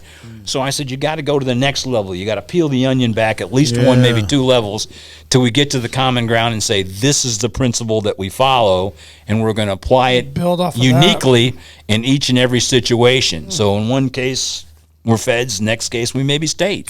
But because we're pro-access, and that's what we're The saying. common goal is access. Yeah. And there's just an example. So now they're starting to say, that's a good point on, because you're right. They don't understand when we start talking overreach. If they do, they go like this, and they're really thinking, well, the feds will give us the best thing down here, so we're going to stay with them. And so. Not always the case. No. Not always the case at all. Like I said, had lunch with John Sturgeon today. We do cross-level updates and stuff like that, and on what's going on. And so, a lot of challenges out there. We're not leading that fight because it's not the primary thing in our lane. We're a conservation organization putting sheep on the mountain, and there's a lot of challenges with that right now. But we are in total support. What they have to learn here, it's like a staff organization that depending on the just like we led the way when it came to disease in the sheep, and SCI and APHA and all the others got behind us because we prepared all the briefs and the plans, and they went with us when we went to the meetings and said we want this changed, and it brought changed. Now somebody else takes the lead because it's in their lane, and then we fall in behind them and help support them. That's the way we have to learn to work up here. Well said. What Piggyback are your- off each other. Do you have thoughts on how or if there's a different approach to sheep management in Alaska? You know what you've told people is, I say I fall back on the basic idea that you can only do what you can do, and we don't know what the weather. We can't control the weather, and if we have a couple more bad years, we may be out of the sheep game almost altogether. Okay, and shame on us if we don't get to look ourselves in the mirror and say we did everything we possibly could to help guarantee and facilitate a natural recovery of sheep, because it's going to take a natural recovery. And I don't think we're anywhere near close to being everything we can possibly do, because I don't think we've heard all the ideas. And I don't care what the money costs. So I've told the governor, I said, you come up with projects, we'll come up with $1 million. And I said that to the board of the Wild Sheep Foundation, and not a one of them blinked. Okay? But you got to have something to sell. Can't sell air. Yeah. Okay? Yep. What are we going to do? So this effort right now in 19C with the Board of Game, we said we'd help fund that or fund it. Okay? It's not exactly the way it's supposed to go down, so I read all this stuff written by people who say, well, according to paragraph 7, Bowlegs C, that this, on a day with, and I don't want to hear that crap. Okay? It's the only show in town right now, the only thing that's happening right now. So it's the wrong thing that happened for the right reasons. Something's got to happen. The goal originally was to close all 19C to all hunting. When there wasn't enough votes and they backed off and said, well, we'll close it to non-residents. There's got to be discussions up here we don't play allocation. We are a conservation organization. That is our hidden agenda. I'll tell you right now. I'm telling you secrets. Yeah. If said, oh my God. Newsflash. Oh, you took money from the Sheep Foundation. You must be on those guys. Does anybody here really think you can own me? And I don't think I can own you. So how the heck does that work? The truth is it's more petty crap from petty people, and we got to stop it. The truth is we all got to be able to fund different projects and do different works. We don't play the allocation game, so I don't care who gets to shoot the sheep. I prefer it to be me, but if it's not going to be me, I don't care who it is. Yeah. Okay? Yeah. That's the truth. We don't play that game, okay? We stay out of it because we have resident, non-resident, subsistence, non-subsistence, sport, trophy. We got all those people that contribute, and so which one of the part of the family do I side with? Yeah. Doesn't make any sense, and that's not what we're about. We're about putting sheep on the mountain so there's enough for everybody, even for the people that just want to come look at them. Yeah. So that's right near up in front. There's our hidden agenda. So if you don't want our money because you're afraid of our hidden agenda and it's conservation, then maybe you need to take a look in the mirror. Yeah. So we need to ask ourselves, have we brought out all the ideas? We can't just there's nothing wrong with full curl. We don't know of any scientific reason that full curl doesn't work. I'm not saying that. But when you're down to the last few rams on the mountain, I question whether or not it's the best way to go. Okay? Because now we're just reacting. And it's not my job. I've told you, I'm not an expert on, I didn't tell you any time that I went and took this course in conservation. Told you but from the day I graduated in college, I have been nothing but in charge of something and been a decision maker. And so you learn how to sniff bullshit, okay, real good, and you learn how to trust certain people, and you want your experts. So I want the experts to tell me what's possible. I want to hear different ideas. Predator control is always a good idea. Eagles are becoming a problem. Well, there's paperwork. There's actually a certain thing that you can apply to shoot eagles. When you look at where we're at right now, when we're arguing about, ladies' locker rooms and the rest of it, applying to shoot eagles is probably not a heck of a good use of our time. But there are people harassing them with drones and the rest of it.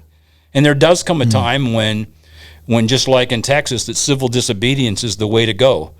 Okay, if the federal government and federal overreach is too much, that we got to be able to do stuff.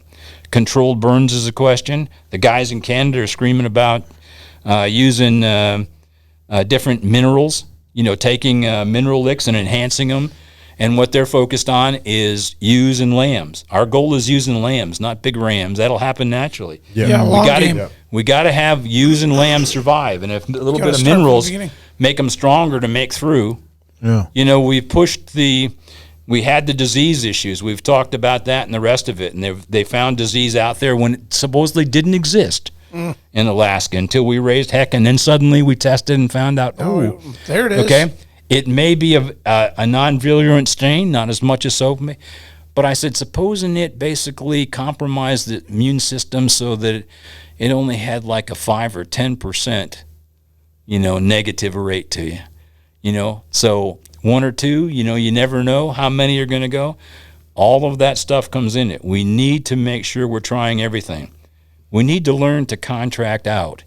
With $1 million equals, basically $4 million on the ground, but we got too many people who think, well, God, I'd really like to see my son play softball one more time, and I can't do that if I'm doing. I understand that. That's called being a human, and you don't have to apologize for being a human. But if you're not willing to hire somebody else to paint the house so you can watch Billy play softball, and I'm giving you the money, okay, then you got an issue. There's all kinds of retired biologists around. It's a choice issue. Okay, that we can probably hire to do that. That's how I made the what we were talking about, triple canopy. We sold our skills back to the government, We're the best operators in the world, and we could do security as better than they could hire to have it done with the State Department. So that's what the name of the game is. We've got to be able to create a robust group of people that are for contractors that'll be able to do counts and be able to do the rest of it. Pull out all the stops, right? I mean, get it on the table. You can't tell me, I'm obviously to the right of center when I talk about politics and the rest of the stuff, and not ashamed of it. But I'm not to the right of the till of the hunt. So one of my heroes as a kid growing up was John Kennedy. He was an Irish Catholic who became president and the rest of it, and probably a little bit, to the left for most of my leanings and the rest of it. But I had his books. I had PT 109. I had all kinds of stuff. In the 60s, he said, when the Russians were kicking our butt because they had captured better German scientists than we had captured after World War II, and so we were trying to race to the space, he said, our goal is to put a man on the moon this decade and return him safely to Earth. The budget didn't exist. The science didn't exist. The organization didn't exist. Nothing existed. And yet, in 1969, we landed somebody on the moon and brought him back. So you can't tell me we can't figure out some sheep. Contract it out. Okay? We just got to want it bad enough. Yeah. And we got to lead. We got to learn to lead. Okay, and come together as a team. The team should basically, so the expert should come to a guy like me and say, okay, hotshot, you shot your mouth off on the podcast and everywhere else. Name that tune and put a finger in my chest and say, it's going to cost $10 million. Say, okay, how do you want that? Small bills, large bills, or what? And then let me worry about that, because there's people out there. We just sold the Chugach Ram Tag for $235,000 at auction. And there were 2 other tags for other ones that went for $600,000. Yeah, records this year, right? In Reno. Yeah. Exactly. Smashed records. So when I told it, I'm just telling you, what you got to have, though, is something to sell. Is somebody to put their name on something? Yeah. There's all kinds of crazy people out there that got more money than you and I. Yeah. And they're willing to do That'll it. never be a problem. And they want to be able to come up and do something so they can put their name on it, and we can celebrate a party and put a plaque out and do the rest of it. So be smart and be able to leverage that. So sooner or later, we got to realize that it's all possible. And if you can't dream big, get the heck out of the way, and we got to get somebody else that can. Okay, we got to think unconstrained and make it happen. And then we got to challenge organizations like ours and the others to say, okay, you guys, that's your job. You come up with the money and the rest of it to make all this happen. And if you need to, I'll run through that wall for you real quick, if that's what you like. There it is. There it is, Brandon. I'm just like, Go. Let's go. Let's go. All right. my sleeves How about up we start here. ending with a Yeah. little trivia? Let's do See how that, you man. guys He's are- got me so pumped up, I about know. to tear in my eye. Where do we sign? Jesus. My first dig it, trivia man. question is directed directly to Kevin, and it is, please, how long are you going to stay doing this? Can I hope you say for it till I'm dead? Well, we just hired an executive director. It took me a couple of years to do that. Molly is really talented. I stole her from Fish and Game. because they couldn't use their talents that well. And again, taking none from them, I liked them. And then I lent her back. She's actually working for them right now a little bit because I said I wouldn't leave. Contractor? She is for now. Yeah. But I said, so you know they can figure it out when they want to. Yeah. She was helping them try and bring the new person on board that was going to replace her. So I said, yes, we're all in this together. Yeah. And so she's helping. Back to message number 1. We're still in this together. Where it's a team effort and the rest of it. And so, and working with Ryan Scott, who took Eddie's position and the rest of it. He's great people. Good talking to him. I talk to those guys all the time. We can figure out how to do this stuff. And so, my goal then is to be able to work more of the upper end stuff, because like I said, before I came here, I was moving Yetis. So I think they so I write the checks and do all. It's been for 9 years running it out of my home office because I'm used to making myself look like a big business when it was just me and my jammies. Worse than you guys. At least you dressed up for the podcast. So and people couldn't believe. And little did the viewers know is you got flannel pajama pants on right now. Well, Zoom meeting. It's the bunny slippers that I don't want them to see. So it's. So, yes, I hope to keep doing it for a while, as long as I can, because I'm not sure what else I would do. And because there's still a message out there. Yeah. We wanted to get us to the next level. Eventually we'll probably have an office and it'll look more like a regular business. The official address won't be my house and things like that. Remember, I was looking at that on your card today. I'm like, 20 it's like a home address. 20. Well, what's this? Where are we at here? We're a trash company building. Yeah. Right. Okay. Yeah, So let us not be throwing red Solo cups in memorial. So it just ain't gonna happen. So. We want to go to the next level to be able to do a lot, and we're close to that. Remember, we started for not a nickel, not a dime, no members, and now we're going 8 over. So hopefully, we go over man. 1,000 members this year, on a couple different continents, and then probably, we're over $1 million now. Not bad for a Birkenstock organization. So so and we got a ways to go, but I think. We can do it, and we can do something that's good for everybody, not just us. Like I said, our hidden agenda ain't us; it's conservation. Great answer. Positive attitude. What's Molly's last name? McCarthy-Cunther. She's okay. Ooh. Yeah, I know. That's a tough one. McCarthy. Molly by. just remember Molly by golly. There you go. It's like. Not going to say just typing it in. Yeah, just type it in. All right. No spell check. All right, here's the first question, guys. Ready? And we'll have real talented and the rest of the stuff. Yeah. We did it at the sheep show. It was kind of good. We complement each other in terms of, she's big into fishing and the rest of it. So if you ever come to our meetings, they're like this. The stuff's flying back and forth. We're getting worked on, but there's fun stuff, and here's a picture of an animal. I'll show what animal is this, and But when I took over Ducks Unlimited,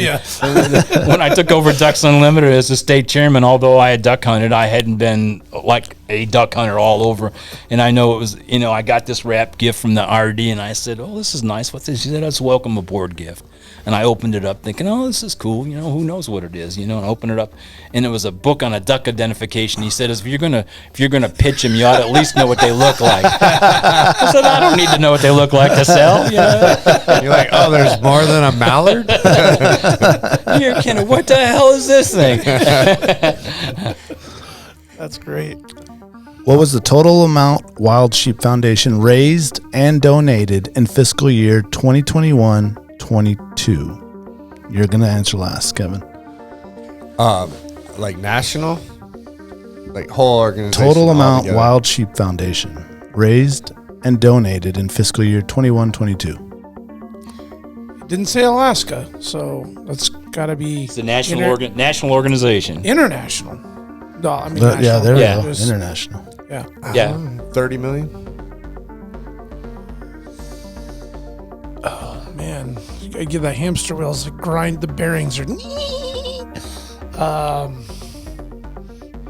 Well, I don't understand why the wheels got to be turning. It's not like you're doing math. Just pick a number and I mean, I'm just... He said 30 million. I'm just thinking about all those was trying to low side it. I'm hoping it's way more. Kevin, you got something over there? No, I'm just trying to think. Part of it is whether it's the net, that they distributed, or whether or not it was the total amount of money. Oh yeah, you're trying to think if it's the net. Yeah. No, I'm trying to think of all the different. And meanwhile, he's like, what the hell's net? Yeah. Yeah, what does that mean exactly? 55 million. Okay. All right. Now, it was 6.6 million. I wasn't sure. I was going to guess 6 million only because it's, let me explain that just so you know. And what you're talking about is like all the auctions and raffles, how much it all comes in. Some of it, like ours, my agreement, it's a good deal. I let them do all the work and raffle it. Then the money has to come back here to me. And then I send 70% in and I get to hang on to 30. Usually we give them all of it. That's how we come up with a lot of the numbers and the rest of it. But they're talking about their total. And what they did, the other thing with, hopefully I'm not doing one of the other trivia questions, but what they gave out then based on their quote profit from all this effort was 1.6. I think last year, they did basically aid and grants in terms of this. So, that's a pretty good number overall. So, all right. Question number 2. Well managed. We'll have you start this time, Brandon. Okay, let's do it.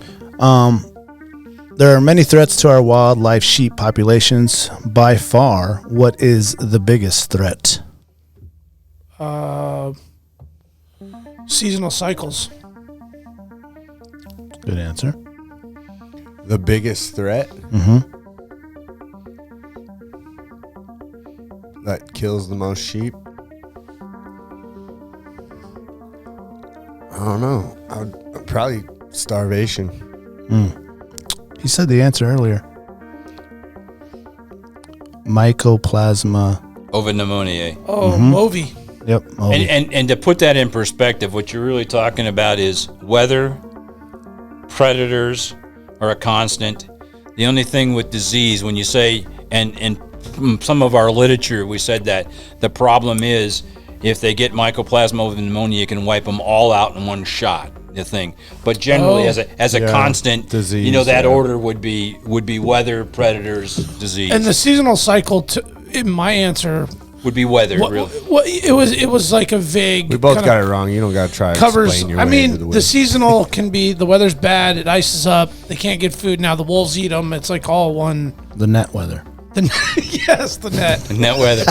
55 million. Right? What Brandon's trying to explain is that his answer was supposed to cover everything. Yeah. He's like, I meant like, I meant like the full cycle. All environments. Anything that seasonal can kill diseases, even. Yeah, disease. I guess disease is the biggest threat to everything. Everything. Remember when I was talking about wisdom was based on mistakes? Part of that cycle is to, when you make one, just admit it and drive on, not try to go back over it 5 times and hoping it sounds different the second time around. Just dig the hole deeper and deeper. It's like, wow, it's not working. Yeah, some people not working. Some people like to shovel. Well, you know what I mean, It's a good workout. Doesn't it sound better now the third, fourth time? No. How many bighorn sheep were there in North America during pre-Columbian periods? Pre what? Columbian periods. That's Columbian or Columbus? Columbian. Like before periods. Columbus? Columbian periods? Yeah. Okay. The hell does that mean? Who wrote this? You know who. Well, I know that they used to just kill the hell out of them for food back in the day. So estimated number during pre-Columbian periods. Estimated I don't number. even know how many's there now. Pre-Columbian. And the next question, part 2, will be, I'm gonna say 12 million. 12 million. Okay. All right. Wow, that's a lot of sheep. Yeah. Of animals. 12 million. Yep. Bighorns, to be exact. Bighorns. Bighorns. I'm gonna say there were 150,000. Okay. Yeah, it'd be more than that. Yep. 1.5 to 2 million. It's like a little area there. You got to remember, I was just, I do. How many bighorn is there? I keep saying. Well, that's question number 2. So, how many bighorn sheep are estimated to be in North America in the present? Kevin, that's you. See, you've been skipping out on all these trivia. So, what was the answer to the first one? 1.5. 1.5 to 2 million. So, what is it now? Well, I used to tell, when the numbers were good here a couple of years ago, we used to say that there was 45,000 estimated sheep in Alaska. Those numbers are down drastically now. But basically, I used to tell people, as a factoid to remember, that 25% of all the wild sheep in North America live in Alaska. And they're roughly split between bighorns and thin horns. So there would have been, 45 and it probably at this point, my guess would be, 70,000, something like that. Okay. Chad? I'll say 100,000. And this was bighorn sheep Yes. Populations at present. at present? 35,000? You were real close. 64,000. Oh, Yep. man knows his stuff. I called him out and he just spanked me again. Now, how about my own throw in there? What are the 4 types of wild sheep in North America? Dolls, stone, bighorn. 2 bighorn. So it's Desert desert and and rock California. in California. Okay. No, you were right there on the rest of it. First of all, I only got 3 technically. I guess. they're split between thin horns and bighorns as type. And for our listeners, explain. I will. Okay. And so the 2 thin horns are your doll sheep and your stone Stones, sheep. okay. They're considered the thin horns, and they're very close taxonomically related in all this. So, and then there's the bighorns. The bighorns are primarily the Rocky Mountain bighorn and the desert bighorn are the two. Oh, yeah. The 2 bighorns. California is a subspecies of the big one. The desert bighorn has, I think, 3 or 4. There's Nelsoni, Weemsey. Oh, they break them down into subcategories? Mexicali. I think there might be one other. So there's something like that. But basically, if you had to say, it's Rocky Mountain bighorn, desert bighorn, doll sheep, and then stone sheep. Okay. Yeah, that's your Grand Slam, right? North American Grand Slam. Yep. 3 left. 3 left to go. I was trying to sound smart, man. I was like, I got this. 3 left. 3 left to go.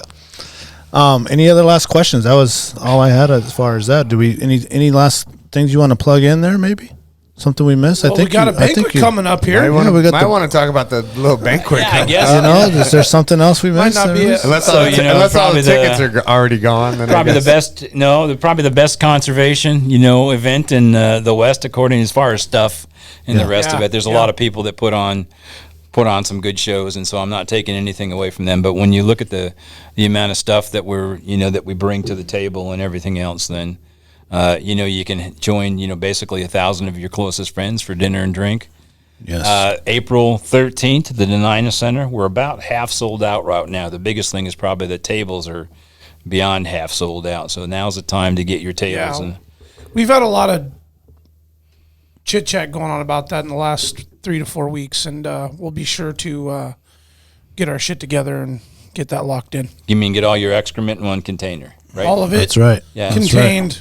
That's fine. Please do. We always like having you guys there. It's always good to find out what's going on. But it'll be another great show. It'll be, nothing radically different in terms of, okay, we're going to do this year, different. The live auction will probably be huge this year. It'll still be 40 only but we'll probably do, right now, we've probably got almost 80 items that need to go. And so we'll probably do a live auction, the week before the event, the night of the event, and then after we'll do a cleanup. So anything from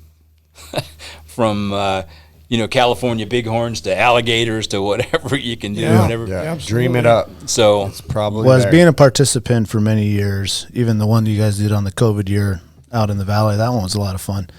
I thought that was one of my favorites. That was fun. That was a great I'm with time. you 100%, man. It was a beautiful day. They said, there's no way you can do this. And then I got this tent guy. Oh, yeah. And we'll need another tent. No, really? Yeah, another tent. Yeah. So it became, he told me, he said, do you know what? And I said, no. And he said, this was the largest tented event in Alaska history. Oh, was it? Was really? it really? Yeah. I don't know who keeps track of that stuff, but it'd be hard to get bigger because there was no more tents in Alaska. That was it. You rented them all. It was truly, I was blown away when we got out there. I'm like, wow. I mean, I thought this was kind of makeshift, but it didn't feel like it. And the message was similar to what we've talked about, is where we're going in the rest of it, is to show people, you ain't going to stop us. That you all said impossible, can't be done, can't run it, can't do the rest of it. And we're showing you what's really possible when you use some creativity and do the right things, period. And for people that haven't gone or maybe have debated on going, I mean, us boys, we've gone years and years in a row, and it is one of the top tier events that we mark on our calendar every year to go. Absolutely. It's a super fun time to go. We've gone with the wives, we've gone without the wives, and both are fun trips. It's good time to dress up and get out there and spend some money. And the food is always top notch. The entertainment's top notch. Kevin's, keeping the crowd into it, and the prizes, and spend a little money on some of the raffle tickets and some of that stuff, because it's worth it. You never know. Our table's been very successful at winning a lot of things. If you're like me, it's the only way you're probably ever going to own Swarovski stuff. So you might as well, go. If you don't ever plan on buying a Gunworks gun, you can go try to win one. Yep. Well, and there's other things like supporting local artists that are donating prizes and tons of stuff. I mean, the prizes and the tables every year just keeps getting better and better, and the draw isn't just animals and guns. I mean, there's art and there's books and there's tons of beautiful stuff. You got the Argos and the toys and the camaraderie that you get with everyone that's there. All the people that are around that you talk to, and you see guys you haven't seen in a while, and you got guides that are coming in and outfitters and stuff like that. Some guys you might not see. This might be their one event that you see them out there dressed up. And you can tell them almost, and many of the conservation events are like this, but you tell people, just come sit down, and people are not sure the first time they sit down, and pretty soon they end up with a table full of friends.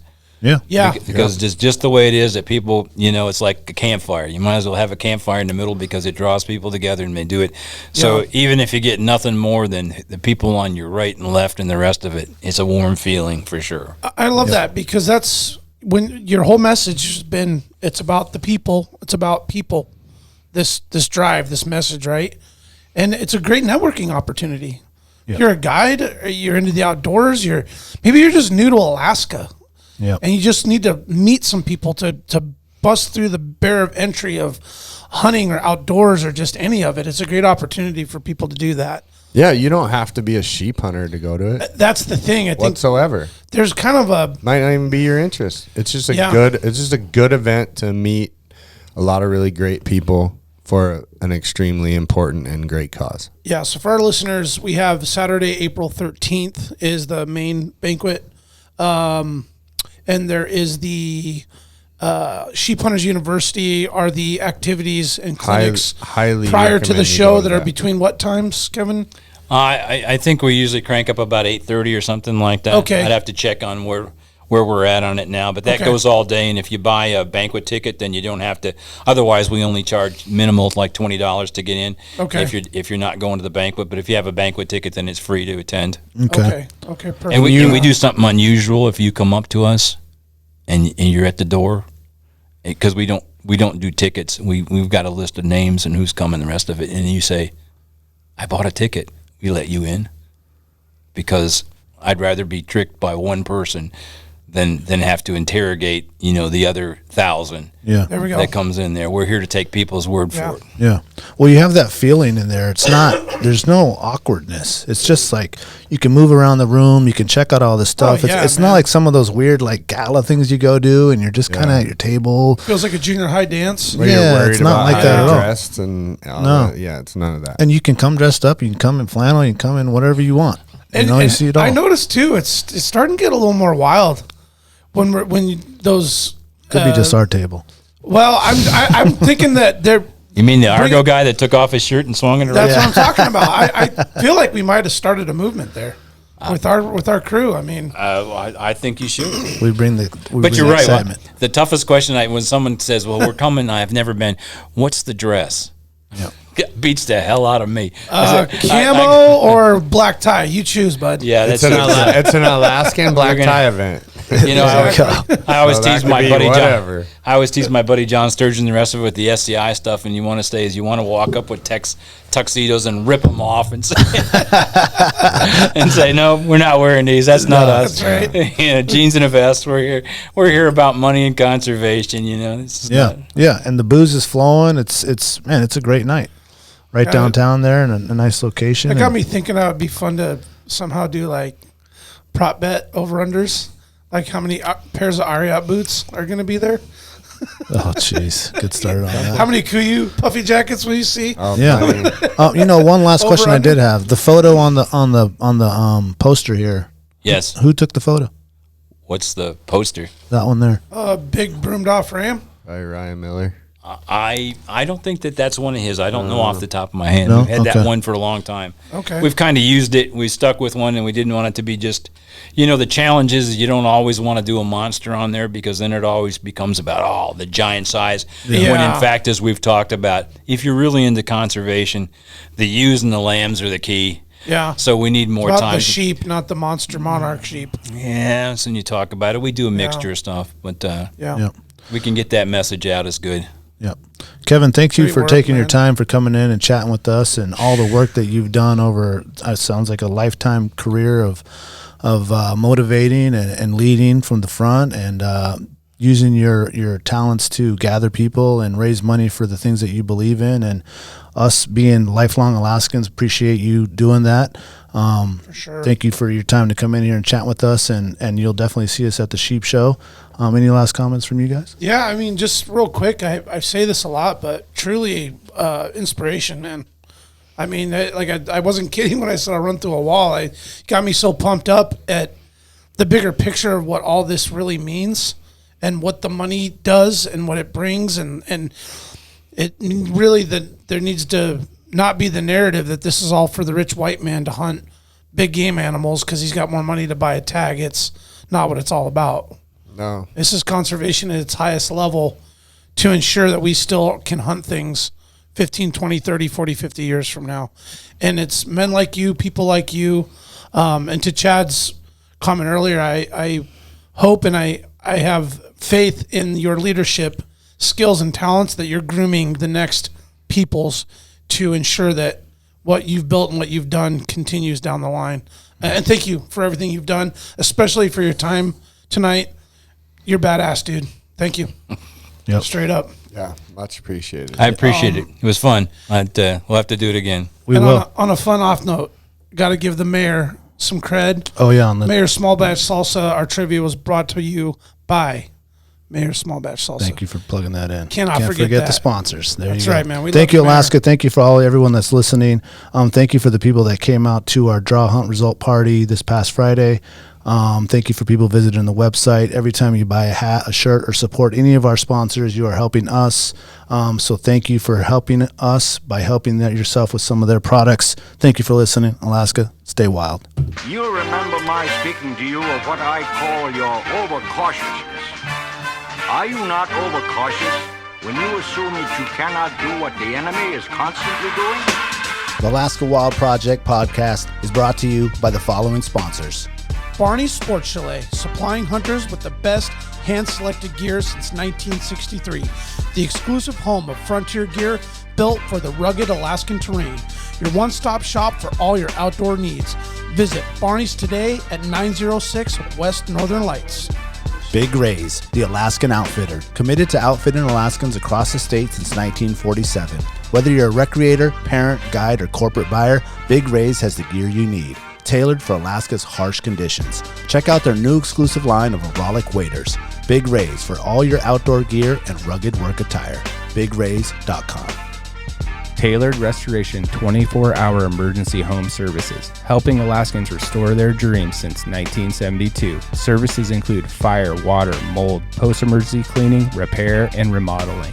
Give them a call in Anchorage, Eagle River, Matsu, or Fairbanks. Hit them up at tailoredrestorationalaska.com. Total Truck and Alaska Overlander, Alaska's premier supplier for custom automotive accessories and overlanding products, providing all-inclusive rental vehicles and trailers custom outfitted to explore the Alaskan backcountry with a unique and convenient traveling experience. TheTreehouseAK.com, located at 341 Boniface Parkway, Alaska's own and grown cannabis and CBD store. Ask the bud tender what the strain of the day is to get your 10% off. The Treehouse, where the culture lives. AKO Farms, located in Sitka, Alaska, built from the ground up with concentrates as their single motivation, with exclusive products such as their sugar wax, full spectrum diamond sauce carts, and more. Ask your local bud tender about AKO. Marijuana has intoxicating effects and may be habit-forming and addictive. Marijuana impairs concentration, coordination, and judgment. Do not operate a vehicle or machinery under the influence. There are health risks associated with consumption of marijuana. For the use of only by adults 21 and older. Keep out of the reach of children, and marijuana should not be used by women who are pregnant or breastfeeding. Lawn Pro AK, Alaska's year-round professional property maintenance team. Services include weekly lawn care, custom landscaping, fertilizing, weed control, turf repair, and more. Schedule your free estimate at lawnproak.com. Alaska's OG cider company, Double Shovel, crafting gluten-free colonial-style ciders founded as a healthier, non-inflammatory brew option. Drop by their Pop and Tap room in Anchorage off of 58th and Arctic or visit the second location in Kodiak. Double Shovel, award-winning ciders.